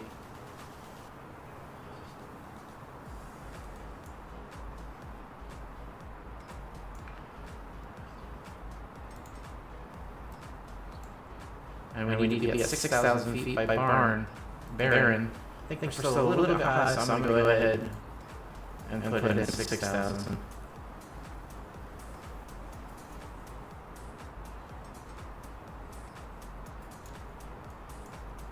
So you can see there's another aircraft to the right of us.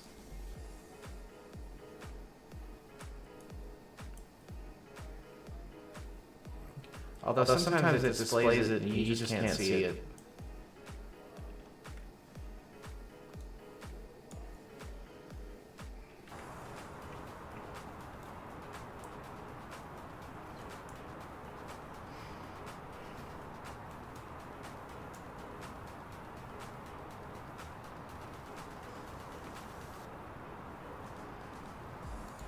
Alright, the next waypoint. We're not landing north, so we're actually going to be landing south. So, 4,000 feet by Steo.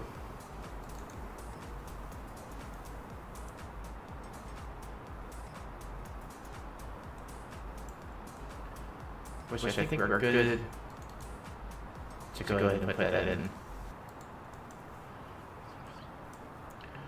Then we can go ahead and make our announcement. Washington traffic, Delta 4235 is on the Calgary 4, RNAV arrival to the ILS 19C approach for Delta for Washington traffic.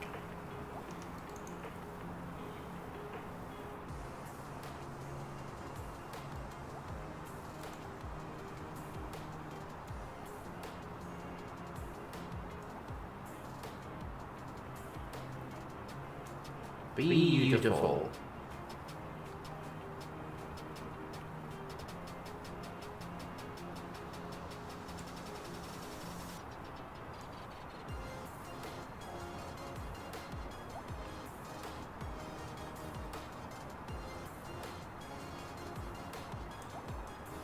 Lots of bridges.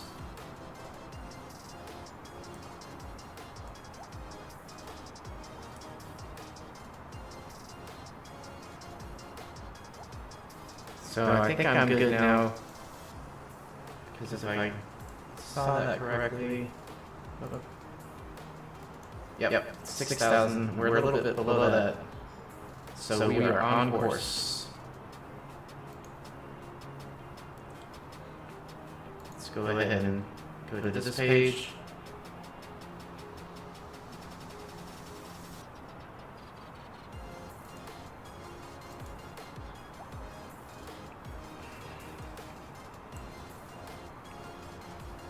That ground speed hasn't changed. I am definitely not going 526 knots.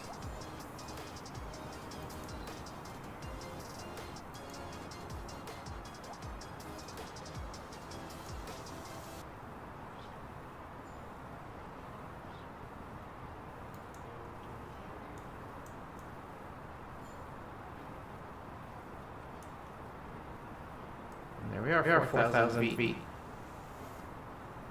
It hasn't changed my altitude yet either. What's going on?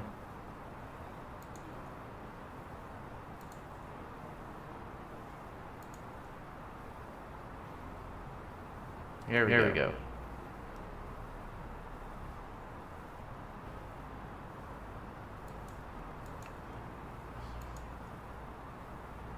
It has. I don't know why it's not changing anything. All right. Landing system on. Make sure it's the correct radio. IOC 111.3. So it's not pointing to the correct one yet. Sometimes that happens. It'll point to the incorrect radio. Or this name is incorrect in the simulator. That's probably the case.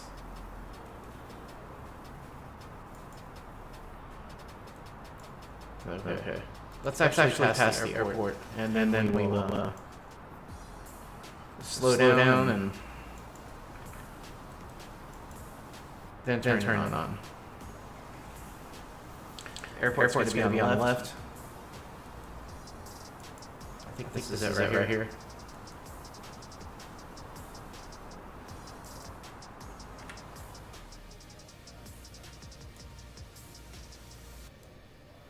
Yep, that's it. You can see the runways.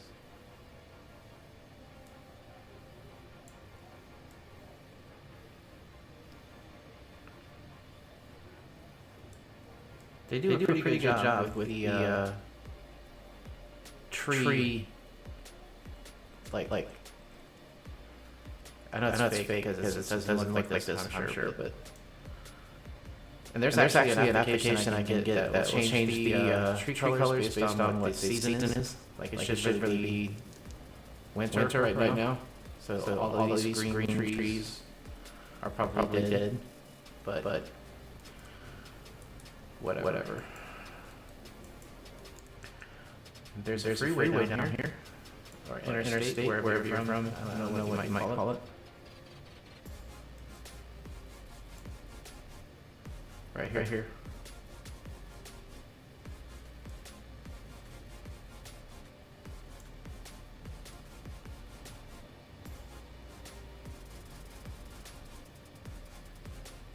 There's also a plugin that you can use Google Maps instead of MSFS's base Bing map system. Haven't really noticed the fidelity difference to warrant using it. Being honest. But yeah. All right. Let's see what is our expected flight level supposed to be.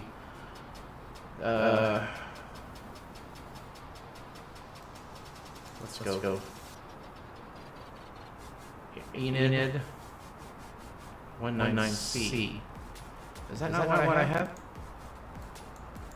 19C. There's Enid. Okay, 2,700 feet. So we'll pass Enid. We'll get to RK or so, and that's when we'll make our turn. You can see our flight following has now made the approach map.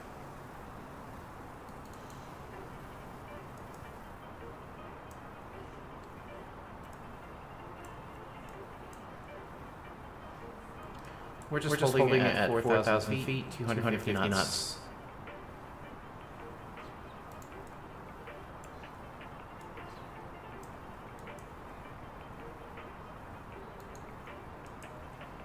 I don't understand why this isn't.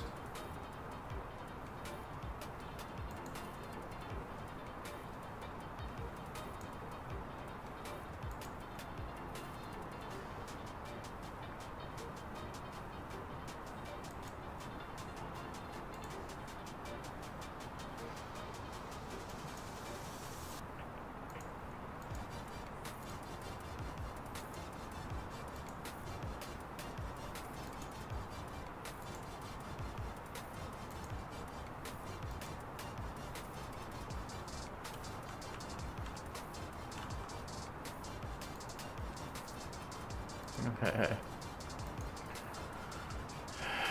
I just don't know why it's not updating. And that's kind of making me mad. Like, why isn't it updating my flight status?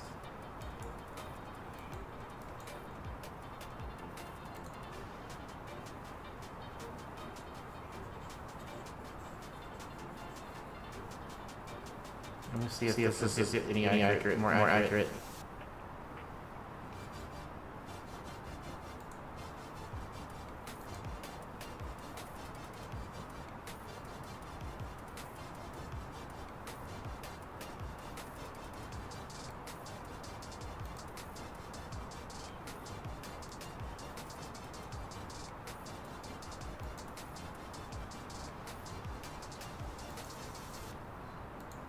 It's just not updating my information. I don't know why it's not. I'll have to read into it. Alright, so we're just now passing Init. So we'll go a little bit further and then make our turn.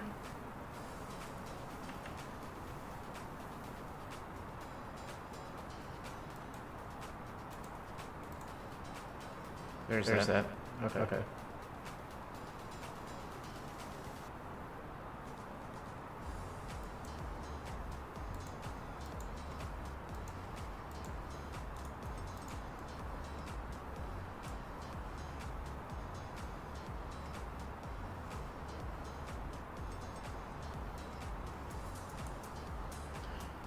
We'll go ahead and slow down to 210.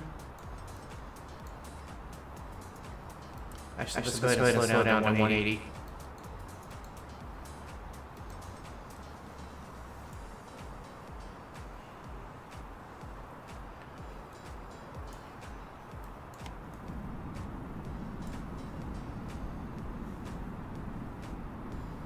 And right around here, we'll do flaps 1. And flaps 1.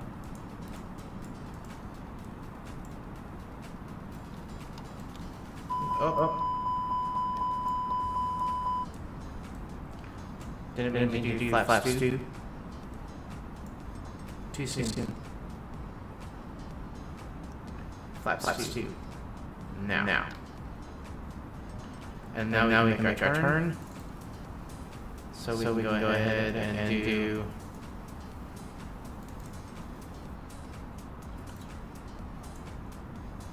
270.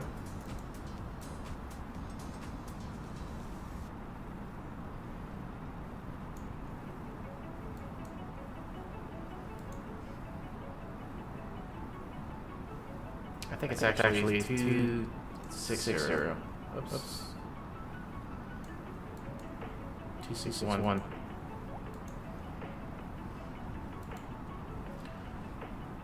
Washington traffic, Delta 4235 is making the base turn to 1-9er Charlie. Washington traffic. Landing system on. Now we have the correct radio.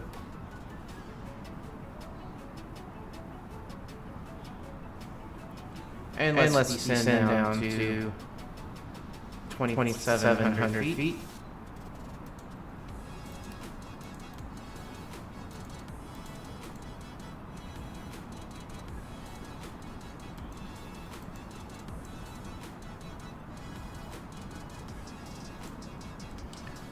And we'll go into approach mode. And I already went to approach mode, of course. Pretty cool. And we're going to go down to the final altitude, or final heading, 1991.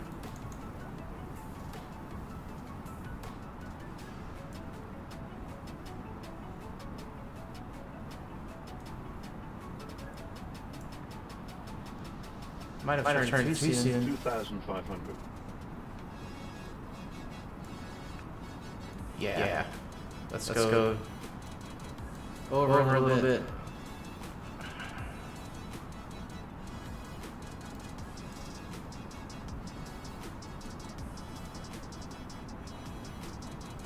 We can actually do direct need.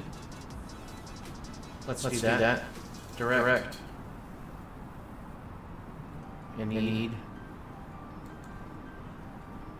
Direct.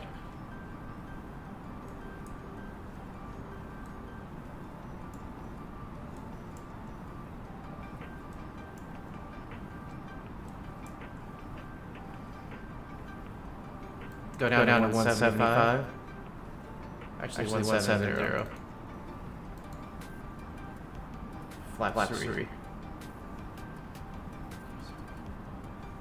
Gear down. Localizers on.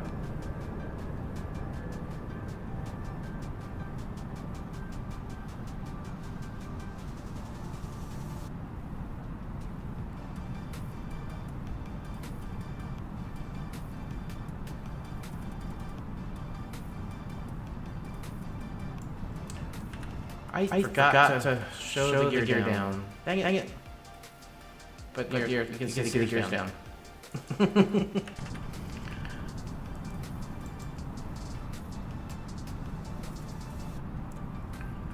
We can go to usually for landing, auto brake and medium.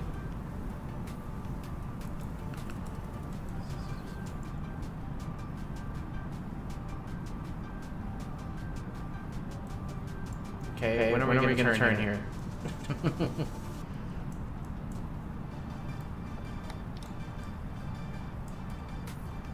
There we go. Got our glide path here.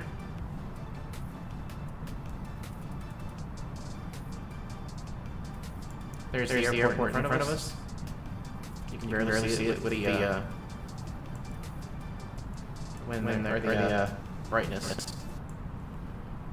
But we captured the glide path. Boom. Glide path captured.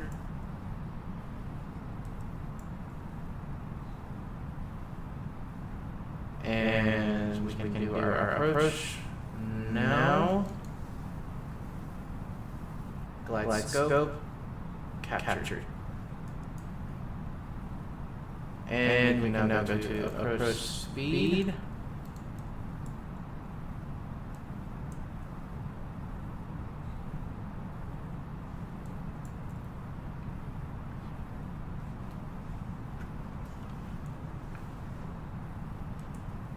Make our final call out. Washington traffic, Delta 4335 at 7 miles, final approach, 19ers Charlie. Washington traffic.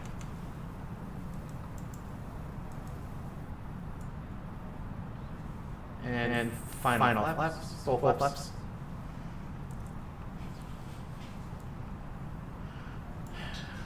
All. Flight attendants, please prepare for landing. And we are at full approach speed. There's an indicator in the middle of your gimbal that tells you the current real altitude. So this is your altitude that the radar is telling you, but this is the altitude based on the ground level. 1,000. And you can hear the call out at 1,000 feet. So at 500 feet, I'll turn the autopilot off, and we'll do a manual landing. Hopefully I don't crash.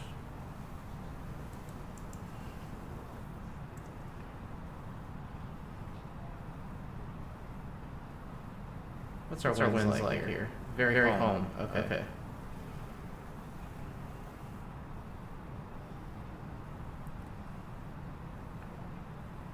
You can see the freeway here. Pretty cool. 500. There's 500 feet. Go ahead and turn the autopilot off. 400. 400.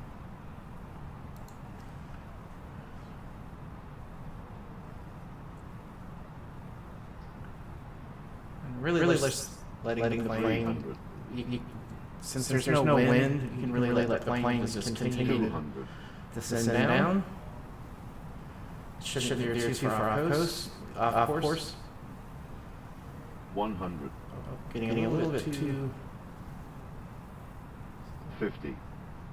40. 30. 20. 10. 5. That was really nice. Really good landing.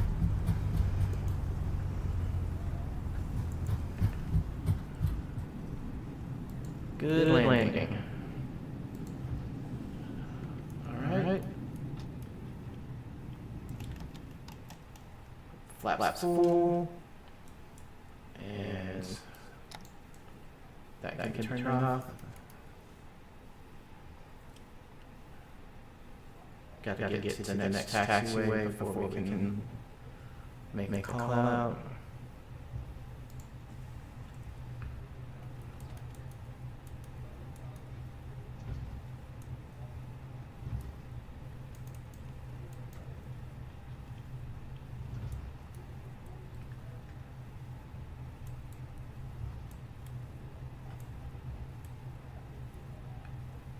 Alright, we are clear of the runway, so we will hold here for a second. Parking brake on. And we can go ahead and turn the landing lights off. Washington traffic, Delta 4235 clear. 19 Charlie taxiing to gates via Yankee 5, Yankee Alpha. Washington traffic. Okay. I don't think it displayed my descent, landing descent. Oh well. Maybe it did. I'll have to replay it. But anyway. Alright, park brake off. And taxiing to the gates. We're gonna make a right turn here onto Yankee, which should be not this hard right, but this soft right here. Yeah, this soft right should be Yankee.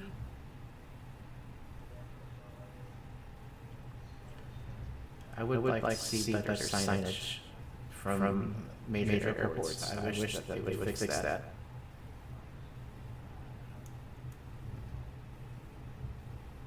And then here's Alpha.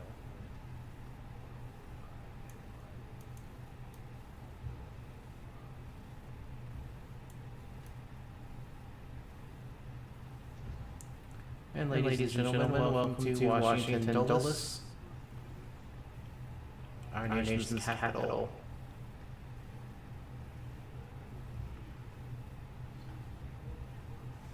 Let's go ahead and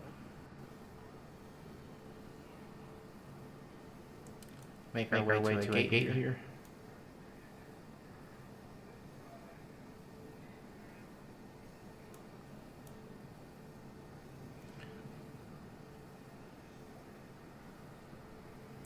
Bravo 71. All right.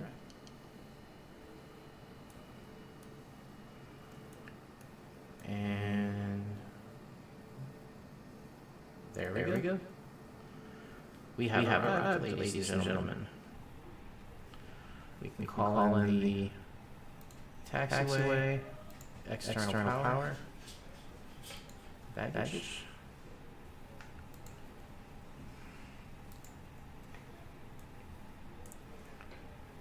External power on. And then we turn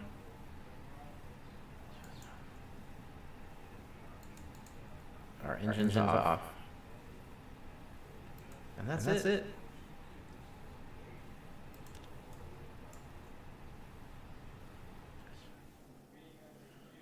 There we go. We got here at 12:58 p.m. I don't know why it says 3:52. I might see the time. Oh yeah, that's the time. Yeah. And we have it didn't measure my takeoff. So you can see I have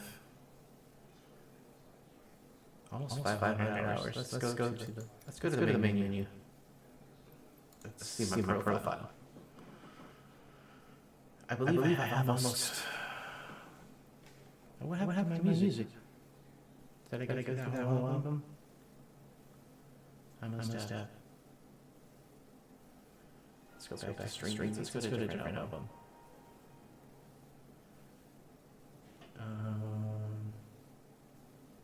Nothing 2022 yet.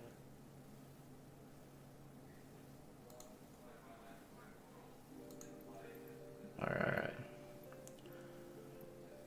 Profile 493 hours. Okay. Not too bad. Well, ladies and gentlemen, thank you so much for joining me. Most of you watch this after the fact because, let's face it, I don't do live streams too much to warn my live audience. So maybe if I do it more people would tune in. I gotta work on these graphics though, and figure out why I didn't update when I was sending. But anyway, thank you very much. If you do watch later on, have a great day. Peace.